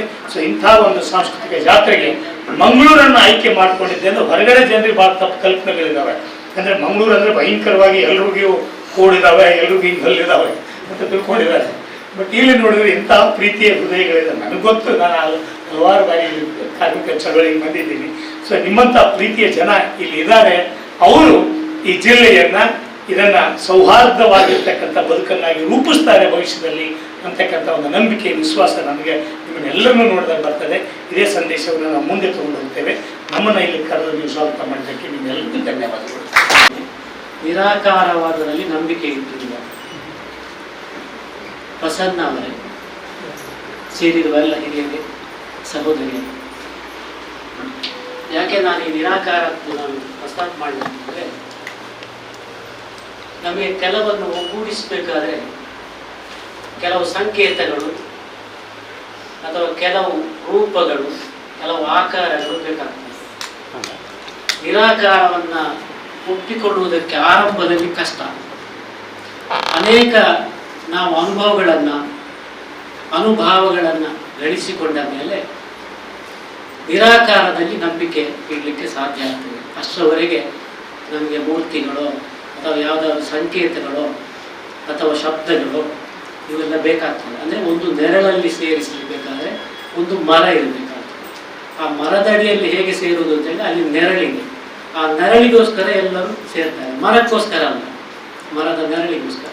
ಈ ಸಂಕೇತಗಳು, ಆಕಾರಗಳು ಇವೆಲ್ಲ ಈ ಮರದ ನೆರಳಿದ್ದ ಹಾಗೆ, ಆ ನೆರಳಿನೆಡೆಗೆ ಧಾವಿಸ್ತಾರೆ. ನಿಜವಾಗಿ ನೆರಳೇ ಮುಖ್ಯ ಅಲ್ಲ, ಬಿಸಿಲಿಗೆ ಒಂದು ರಕ್ಷಣೆಗೋಸ್ಕರ ನೆರಳಾದರೆ ಅಲ್ಲಿ ಮುಖ್ಯ ಇರುವುದು ಕಾರ್ಯಕ್ರಮ. ಆ ನೆರಳಲ್ಲಿ ಏನು ಕಾರ್ಯಕ್ರಮ ಆಗ್ತಾ ಇದೆ ಅದು ಮುಖ್ಯ. ಆ ಕಾರ್ಯಕ್ರಮಕ್ಕೆ ಬಿಸಿ ತಾಗದಾಗೆ ಒಂದು ತಂಪಿಗೋಸ್ಕರ ನೆರಳಿದೆ. ಇದು ನಾನು ಈ ಚಪ್ಪಾಳೆ ಮತ್ತು ಪ್ರಸನ್ನ ಅವರು ಹೇಳಿದ್ದನ್ನು ಸಮೀಕರಿಸಿಕೊಂಡು ಹೇಳ್ತಾ ಇದ್ದೇನೆ. ಇವತ್ತು ಜನಶಿಕ್ಷಣ ಟ್ರಸ್ಟ್ನವರು ಮಾಡಿದ ಕೆಲಸಗಳ ದಾಖಲೆ ಅದ್ವಿತೀಯ ಅಂತ ಕಳೆದ ವರ್ಷ ಡಾಕ್ಟರ್ ನರೇಂದ್ರ ರೈ ದೇರ್ಲಾ ಅವರ ಸಂಪಾದಕತ್ವದಲ್ಲಿ ಲೇಖಕರಾಗಿ ಅದನ್ನು ಸಿದ್ಧಪಡಿಸಿದ್ದಾರೆ. ಅವರೆಲ್ಲ ಸಾಧನೆಗಳು ಅದರಲ್ಲಿ ಇವೆ. ನಾನು ಬಲ್ಲ ಹಾಗೆ ತಳಸ್ತರದ ಸಮಾಜದಿಂದ ವಿಮುಖರಾಗಿ ಬೇರೆ ದಾರಿಗಾಣದ ಜನ ದಕ್ಷಿಣ ಕನ್ನಡ, ಉಡುಪಿ, ಕಾಸರಗೋಡುಗಳನ್ನು ಇದ್ದಾರೆ ಅಂತ ಹೇಳಿದ್ರೆ ಬಹುಶಃ ನಿಮಗೆ ಉತ್ತರ ಕನ್ನಡ ಅಥವಾ ಒಂದು ತುಂಬ ಹಿಂದುಳಿದ ಕರ್ನಾಟಕದ ಅಥವಾ ಭಾರತದ ದೇಶದ ರಾಜ್ಯಗಳ ಕೆಲವರಿಗೆ ಇಲ್ಲಿ ಅಂಥದ್ದಿಲ್ಲ, ಎಲ್ಲ ಸಾಕ್ಷರತೆ ಇದೆ, ಎಲ್ಲ ಅಭಿವೃದ್ಧಿಯಾಗಿದೆ ಅಂತ ಹೇಳ್ಕೊಂಡವರಿಗೆ ಬಹುಶಃ ವಿಚಿತ್ರ, ಅದು ಸತ್ಯ ಇದೆ, ಇಲ್ಲಿ ವಾಸ್ತವ ಇದೆ ಅಂತ. ಅದೆಷ್ಟೋ ಕುಟುಂಬಗಳನ್ನು ಬದಲಾಯಿಸಿದ್ದು ಮಾತ್ರ ಅಲ್ಲ, ಅವರನ್ನು ಮತ್ತೆ ಸಮಾಜದ ವಾಹಿನಿಗೆ ತಂದಂತಹ ಒಂದು ದೊಡ್ಡ ಕೆಲಸ ಅದು. ಬಹುಶಃ ನಮಗೆ ಹೀಗೆ ಹೇಳುವಾಗ ಸಣ್ಣದಾಗಿ ಪ್ರಮಾಣದಲ್ಲಿ ಕಂಡರೂ ಕೂಡ ಒಂದು ಸಾಮಾಜಿಕ ಹಿನ್ನೆಲೆಯಲ್ಲಿ ಹೇಳುವುದಾದರೆ ಬಹುದೊಡ್ಡ ಕೆಲಸ ಜನಶಿಕ್ಷಣ ಟ್ರಸ್ಟ್ ಆಗಿದೆ. ಅದರ ಉದಾಹರಣೆಯಾಗಿ ಇಲ್ಲಿ ಬಂದ ಕೆಲವರಿದ್ದಾರೆ, ಎಲ್ಲರೂ ಇಲ್ಲ, ಇಲ್ಲಿ ಕೆಲವರು ಆ ಉದಾಹರಣೆಗಳನ್ನು ಹೇಳಲಿಕ್ಕಿದ್ದಾರೆ. ನಾನು ಅದಕ್ಕೆ ಒಂದು ಉದಾಹರಣೆ ಕೊಡ್ತೇನೆ. ಈ ಸಮಾಜ ಜನಶಿಕ್ಷಣ ಟ್ರಸ್ಟ್ ಒಂದು ಸಾಮಾಜಿಕವಾಗಿ ಜನರನ್ನು ಹೇಗೆ ರೂಪಿಸುವುದೆಂದು ವಿಶೇಷತೆ ನಾನು ಕಂಡುಕೊಂಡದ್ದು. ಸಾಮಾನ್ಯವಾಗಿ ಮದ್ಯ ವ್ಯಸನ ಇದೆ ಸಮಾಜದಲ್ಲಿ. ಅದು ತಳಸ್ತರಗಳಲ್ಲಿ ಆ ಮದ್ಯ ವ್ಯಸನ ಬಂತು ಅಂತಾದರೆ ಆ ಕುಟುಂಬವೇ ನಾಶ ಆಗುತ್ತೆ ಅಂತ ಒಂದು ಉದಾಹರಣೆಯನ್ನು ನಾನು ಹೇಳ್ತೇನೆ, ಹೆಚ್ಚಿಗೆ ಹೇಳಲಿಕ್ಕೆ ಹೋಗುದಿಲ್ಲ. ಗಂಡ ಮದ್ಯದ ದಾಸನಾಗಿ ಮನೆಗೆ ಬಂದು ದಿನ ಹಿಂಸೆ ಕೊಡುವುದು, ಅನ್ನ ಕೊಂಡೋಗಿಟ್ರೆ ಅನ್ನವನ್ನ ಮುಖಕ್ಕೆ ಎಸೆಯುವುದು, ಈ ರೀತಿಯ ನೋವನ್ನ ಕೊಡ್ತಾ ಇದ್ದ, ಈ ರೀತಿಯ ದೌರ್ಜನ್ಯವನ್ನ ಮಾಡ್ತಾ ಇದ್ದವರನ್ನ ಸರಿಪಡಿಸಿದ್ದು ಹೇಗಿದ್ರೆ ನಾವೇನು ಮಾಡ್ತಿದ್ವಿ ಯೋಚಿಸಿ. ಅವನಿಂದ ಗಂಡನಿಂದ ಮಹಿಳೆಯನ್ನ ಬೇರ್ಪಡಿಸಿ ಆ ಮಹಿಳೆಯ ಬಗ್ಗೆ ಅನುಕಂಪ ತೋರಿಸಿ ಆ ಮಹಿಳೆಗೆ ಏನೋ ಆಶ್ರಯ ಕೊಟ್ಟು ಏನೋ ಬೇರೆ ವ್ಯವಸ್ಥೆ ಮಾಡಿ ಅವರನ್ನು ಅವನ ಪಾಡಿಗೆ ಬಿಟ್ಟು ಬಿಡ್ತೇವೆ. ಅಂದ್ರೆ ಅವ ಸಮಾಜ ವಿರೋಧಿಯಾಗಿ ಹೋಗ್ತಾನೆ, ಕೊನೆಗೆ ನಾಶ ಆಗಿ ಹೋಗ್ತಾನೆ. ಆದರೆ ಜನಶಿಕ್ಷಣ ಟ್ರಸ್ಟ್ ಮಾಡಿದ ವಿಶೇಷತೆ ಮತ್ತು ವೈಶಿಷ್ಟ್ಯ ಏನು ಅಂತ ಹೇಳಿದ್ರೆ ಅವನನ್ನು ಸಮೇತ ಬದಲಾವಣೆ ಮಾಡಿದ್ರು. ಆ ಮನುಷ್ಯನನ್ನು ಬದಲಾವಣೆ ಮಾಡಿ ಆ ಗಂಡ ಮತ್ತು ಹೆಂಡತಿ ಇಬ್ಬರೂ ಸೇರಿ ಸಾಮಾಜಿಕ ಕೆಲಸ ಮಾಡುವ ಹಾಗೆ ಮಾಡಿದ್ದು ಉದಾಹರಣೆ ಇದೆ. ಬಹುಶಃ ಅವರು ಇವತ್ತು ಬಂದಿದ್ದಾರಾ ಇಲ್ವ ಗೊತ್ತಿಲ್ಲ ನನಗೆ. ಆ ಘಟನೆ ಅಂತ ಘಟನೆಗಳು ತುಂಬಾ ಇದೆ. ಬಹುಶಃ ಅದನ್ನು ಸಮಾಜದಲ್ಲಿ ಅದನ್ನು ನಾವು ಚರ್ಚೆ ಮಾಡಬಹುದು ಅಂತ ಹೇಳ್ತಾರೆ ಅವರು ಹೇಳಿದಾಗ. ಅಂದ್ರೆ ಈ ವೈಶಿಷ್ಟ್ಯವನ್ನು ನಾನು ಹೇಳಿದೆ. ಅಂದ್ರೆ ನಾವು ಒಬ್ಬರನ್ನ ಮಾತ್ರ ಸಮಾಜ ಮುಖ್ಯನಾಗಿ ಮಾಡುವುದಲ್ಲ, ಸಮಾಜ ವಿರೋಧಿಗಳನ್ನು ಕೂಡ ತನ್ನ ಪ್ರೀತಿಯಿಂದ ತಮ್ಮ ಆಸರೆಯಿಂದ ಅವರನ್ನು ಸಮಾಜ ಮುಖ್ಯನಾಗಿ ಮಾಡಿದಂಥ ಅನೇಕ ಉದಾಹರಣೆಗಳು ಇವೆ. ಈ ಉದಾಹರಣೆಗಳೆಲ್ಲ ನಮಗೆ ನಮ್ಮ ಗಮನಕ್ಕೆ ಅಂದ್ರೆ ಈ ಯಾತ್ರೆಯ ಒಂದು ವಿಶೇಷ ಉದ್ದೇಶ ಏನು ಅಂತ ಹೇಳಿದ್ರೆ ಈ ಯಾತ್ರೆಯಲ್ಲಿ ನಾವು ಹೆಚ್ಚಾಗಿ ಇನ್ನೂ ಮಾತಾಡಿದ್ದಿಲ್ಲ. ಅನೇಕ ರಾಜ್ಯ ಮಟ್ಟದ ನಾಯಕರು ಬಂದಿದ್ದಾರೆ, ಬಹುಶಃ ಎಲ್ಲರನ್ನು ಪರಿಚಯಿಸಲಿಲ್ಲ. ಯಾಕಂದ್ರೆ ಪರಿಚಯದ ಅಗತ್ಯ ಇಲ್ಲ ಅಂತ. ಅಂದ್ರೆ ಅವರು ಏನ್ ಮಾಡಿದ್ದಾರೆ, ಅವ್ರು ಯಾಕೆ ಬಂದಿದ್ದಾರೆ ಅಂತ ಹೇಳಿದ್ರೆ ಎಲ್ಲಾ ಊರುಗಳಲ್ಲಿ ಎಲ್ಲಾ ಪ್ರಮುಖ ಸ್ಥಳಗಳಲ್ಲಿ ಏನೇನು ವಿಶೇಷತೆ ಇದೆ ಅವರು ಏನು ಹೇಳ್ತಾರೆ ಅಂತ ಕೇಳಲಿಕ್ಕೆ ಬಂದಿದ್ದೇವೆ. ಅದೇ ಯಾತ್ರೆಯ ಉದ್ದೇಶವನ್ನು ವಿವರಿಸೋಸ್ಕರ ಪ್ರಸನ್ನ ಅವರು, ಸಿದ್ದರಗೌಡ ಪಾಟೀಲರು ಅಥವಾ ಸಾತಿ ಸುಂದರೇಶ್ ಅವರು ಮಾತಾಡ್ತಾರೆ ಅಷ್ಟೇ. ಅವರು ಏನು ಹೇಳಬೇಕು ಅಂತ ಪ್ರತಿಯೊಂದು ರಾಜಕೀಯ ಭಾಷಣ ಇರಲಿ, ಒಂದು ಬೇರೆ ಕಡೆ ಸಂಘ ಸಂಸ್ಥೆಗಳ ಭಾಷಣ ಇರಲಿ, ಅಲ್ಲೆಲ್ಲ ನಿಮಗೆ ವೇದಿಕೆಯಲ್ಲಿ ಅವರ ಮಾತುಗಳನ್ನು ಅವರ ಅಭಿಪ್ರಾಯಗಳನ್ನು ಹೇಳ್ತಾರೆ. ಆದ್ರೆ ಇಲ್ಲಿ ಹಾಗಲ್ಲ, ನೀವು ಏನು ಹೇಳ್ತೀರಿ ಅದನ್ನು ನಾವು ಕೇಳಲಿಕ್ಕೆ ಬಂದಿದ್ದೇವೆ ಅಂತ. ಪ್ರತಿಯೊಂದು ಕಡೆಯೂ ಕೇಳ್ತಾ ಇವತ್ತು ನಾವು 4ನೇ ದಿವಸದಲ್ಲಿದ್ದೇವೆ.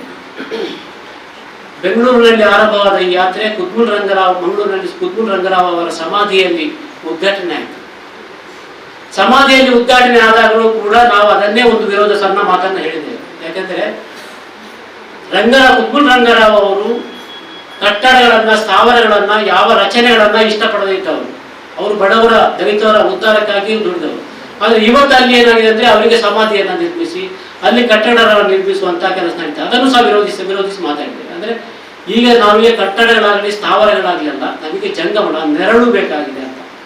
ಆ ನೆರಳು ಬೇಕಾಗಿದೆ, ಆ ತಂಪು ಬೇಕಾಗಿದೆ, ಆ ತಂಪಿನಲ್ಲಿ ನಾನು ನಡೆಯೋಣ ಅಂತೇಳಿ. ಆ ನಂತರ ನಾವು ಬೇರೆ ಬೇರೆ ಪ್ರದೇಶಗಳಿಗೆ ಹೋದೆವು, ಅನೇಕ ವಿಚಾರಗಳನ್ನ ತಿಳ್ಕೊಂಡಿದ್ದೇವೆ. ನಾವು ಸಾಮಾನ್ಯ ದೇವಸ್ಥಾನಗಳಿಗೆ ನಮಗೇನು ಕೆಲಸ ಇಲ್ಲ ಹೋಗುವುದು, ಅದು ಭಕ್ತರ ಮಾತ್ರ ಹೋಗುವುದು. ನಾವು ಚಿಂತಕರಿಗೆ, ವೈಚಾರಿಕವಾಗಿ ಆಲೋಚನೆ ಮಾಡುವವರಿಗೆ ದೇವಸ್ಥಾನದಲ್ಲಿ ಅಥವಾ ಮಸೀದಿಗಳಲ್ಲಿ ಏನು ಕೆಲಸ ಇದೆ ಅಂತ ಹೇಳಿ ನಾವು ಯೋಚನೆ ಮಾಡಿ ಹೋಗಿಲ್ಲ, ಅಲ್ಲಿಗೂ ಹೋಗಿದ್ದೇವೆ. ಹಾಗೆ ಹೋದದ್ದಕ್ಕೆ ಸರಿಯಾಗಿ ನಮಗೆ ಅನೇಕ ಅಂಶಗಳು ನಮ್ಮ ಗಮನಕ್ಕೆ ಬಂದಿವೆ. ಒಂದು ಗ್ರಾಮವನ್ನ ಹೇಗೆ ಅಧ್ಯಯನ ಮಾಡಬಹುದು ಅಂತ ಹೇಳುವ ಅನೇಕ ವಿಚಾರಗಳು ಅಲ್ಲಿ ನಮಗೆ ಸಿಕ್ಕಿವೆ. ಅಂದ್ರೆ ನಾವು ಇದು ಯಾವುದನ್ನು ಕೂಡ ಒಂದು ಮುಚ್ಚಿದ ರೀತಿಯಲ್ಲಿ ಅಥವಾ ಒಂದು ಸಂಕುಚಿತ ದೃಷ್ಟಿ ಅಥವಾ ನಮ್ಮ ಒಂದು ಸೈದ್ಧಾಂತಿಕ ನೆಲೆಯಲ್ಲಿ ಮಾತ್ರ ನೋಡದೆ ತೆರೆದ ಹೃದಯದಿಂದ, ತೆರೆದ ಮನಸ್ಸಿನಿಂದ ನೋಡಿದಾಗ ನಮಗೆ ಇದೆಲ್ಲವೂ ಗೋಚರಕ್ಕೆ ಬರ್ತದೆ. ಅದನ್ನೇ ಪ್ರಸನ್ನ ಅವರು ಹೇಳಿದ್ದು. ಯಾವುದನ್ನೂ ಕೂಡ ಸಂಕೇತವನ್ನಾಗಿ ಮಾಡಿಕೊಳ್ಬೇಡಿ, ಯಾವುದನ್ನೂ ಕೂಡ ಒಂದು ಸಿದ್ಧಾಂತವನ್ನಾಗಿ ನಮ್ಮನ್ನ ಇದೇ ರೀತಿ ನಾವು ನಡೆಯುವುದು ಅಂತ ನಾವು ಮಾಡಿಕೊಳ್ಬೇಡಿ. ನಿಮ್ಮ ನಡೆಗಳನ್ನ, ದಾರಿಗಳನ್ನ ಗುರುತಿಸ್ಕೊಂಡ್ಬಿಡಿ. ನೀವು ಎಲ್ಲಿ ದಾರಿ ಇದೆ ಆ ದಾರಿಯಲ್ಲಿ ಹೋಗಿದ ಗಾಂಧೀಜಿಯವರ ಕಥೆ ಹೇಳಿದ್ರು. ನೀವು ನಡ್ಕೊಂಡು ಹೋಗಬೇಕಾದ್ರೆ ಅಂತ ಗಾಂಧೀಜಿಯವರಿಗೆ ಗೊತ್ತಿತ್ತು ಅಂತ ಹೇಳಿದ್ರು, ಯಾರಾದ್ರೂ ಅವರಿಗೆ ಸಹಾಯ ಮಾಡ್ತಾರೆ ಅಂತ.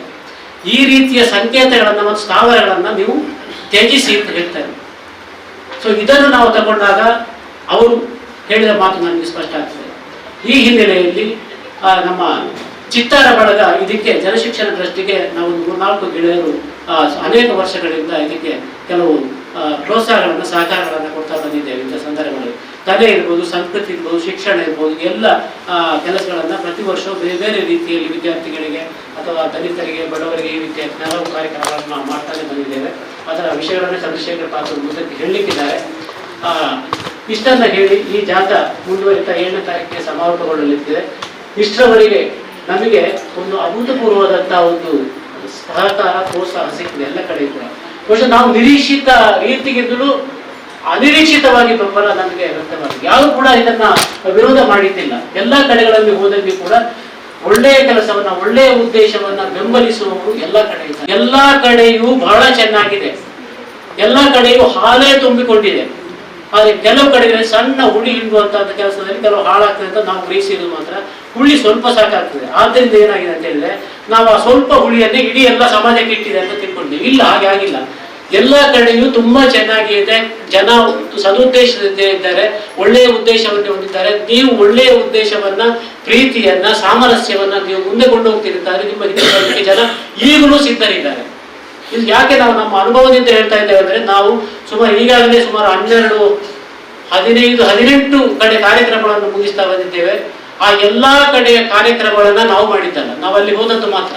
ಆಯಾಯ ಕಾರ್ಯಕ್ರಮಗಳನ್ನು ಇಲ್ಲಿ ಹೇಗೆ ನೀವು ಸಂಘಟಿಸಿದ್ರೆ ಅದೇ ರೀತಿ ಆಯಾಯ ಪ್ರದೇಶಗಳು ಅವರವರ ಖರ್ಚಿನಿಂದ ಆ ಕಾರ್ಯಕ್ರಮಗಳನ್ನು ಮಾಡಿಕೊಂಡಿದ್ದಾರೆ. ಅಂದ್ರೆ ಆ ಒಳ್ಳೆಯ ಉದ್ದೇಶದಲ್ಲಿ ಜನ ನಂಬಿಕೆ ಇಟ್ಟಿದ್ದಾರೆ ಅಂತ, ಅದನ್ನು ಮುಂದುವರಿಸೋಣ ಅಂತ.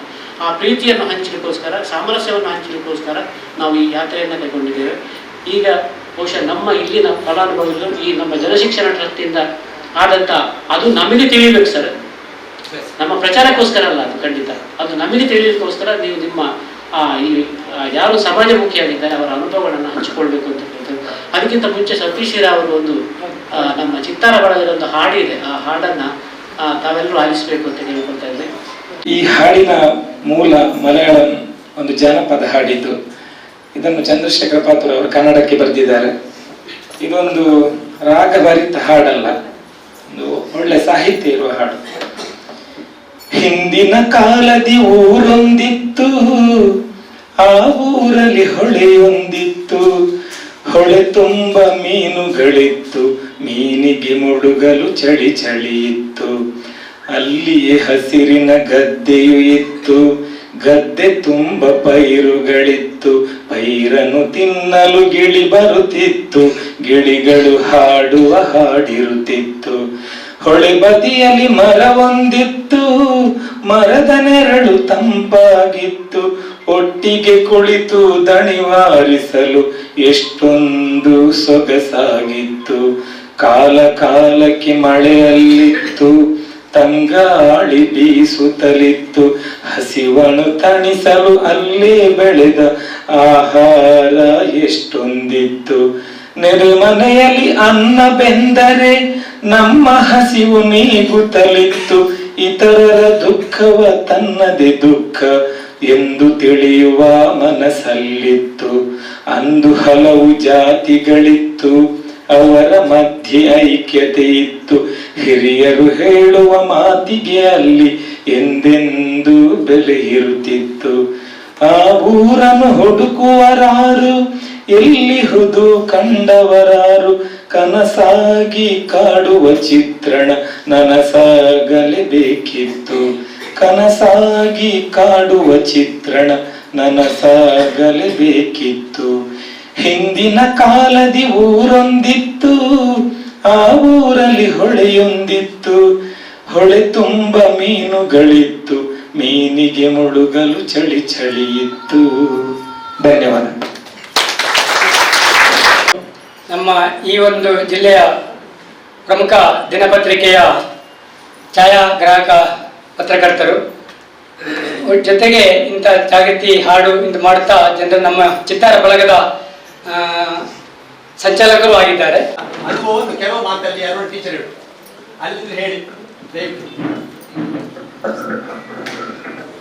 ಎಲ್ಲರಿಗೂ ನಮಸ್ಕಾರ. ನನ್ನ ಹೆಸರು ಅರುಣಾಡಿ ಅಂತ, ಪುತ್ತೂರು ತಾಲೂಕಿನ ಬನ್ನೂರು ಗ್ರಾಮ ಪಂಚಾಯತಿಗೆ ಒಳಪಟ್ಟ ಚಿಕ್ಕಮುಡ್ನೂರು ಗ್ರಾಮದ ಬೀರಿಗ ಅಂಗನವಾಡಿಯಲ್ಲಿ ಕಳೆದ 31 ವರ್ಷಗಳಿಂದ ಸೇವೆ ಸಲ್ಲಿಸ್ತಾ ಇದ್ದೇನೆ. ಅಂಗನವಾಡಿಗೆ ಸೇರುವಾಗ ನನ್ನ ಬೇರೆ ಗ್ರಾಮ ಬೆಳ್ಳಿಪಾಡಿ ಗ್ರಾಮ. ನಾನು ಸೇರಿದ ಗ್ರಾಮ ಬಹಳ ಹಿಂದುಳಿದ ಗ್ರಾಮ. ಅದೊಂದು ಪರಿಶಿಷ್ಟ ಜಾತಿಗೆ ಸೇರಿದ ಒಂದು ಕುಟುಂಬ ಇರುವ ಗ್ರಾಮ. ಅಲ್ಲಿ ತುಂಬ ನನಗೆ ಅಲ್ಲಿ ಕೆಲಸ ಸಿಕ್ಕಿದೆ. ನನಗೆ ಅಂಗನವಾಡಿಗೆ SSLC ಆಗಬೇಕು ಕ್ವಾಲಿಫಿಕೇಷನ್. ಅಲ್ಲಿ ಯಾರೂ ಇರಲಿಲ್ಲ, ಅಂತ ಮಹಿಳೆಯರು ಅಲ್ಲಿ ಯಾರೂ ಇರಲಿಲ್ಲ.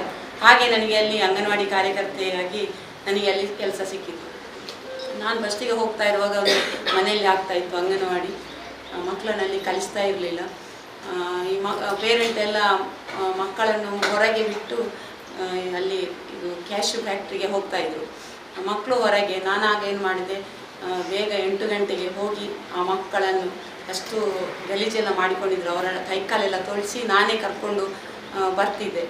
ಇದನ್ನೆಲ್ಲ ನೋಡಿ ನಮ್ಮ ಇಲಾಖೆ ನಮಗೆ ಒಂದು ಹೊಸ ಬಿಲ್ಡಿಂಗ್ ಕಟ್ಟಿತ್ತು.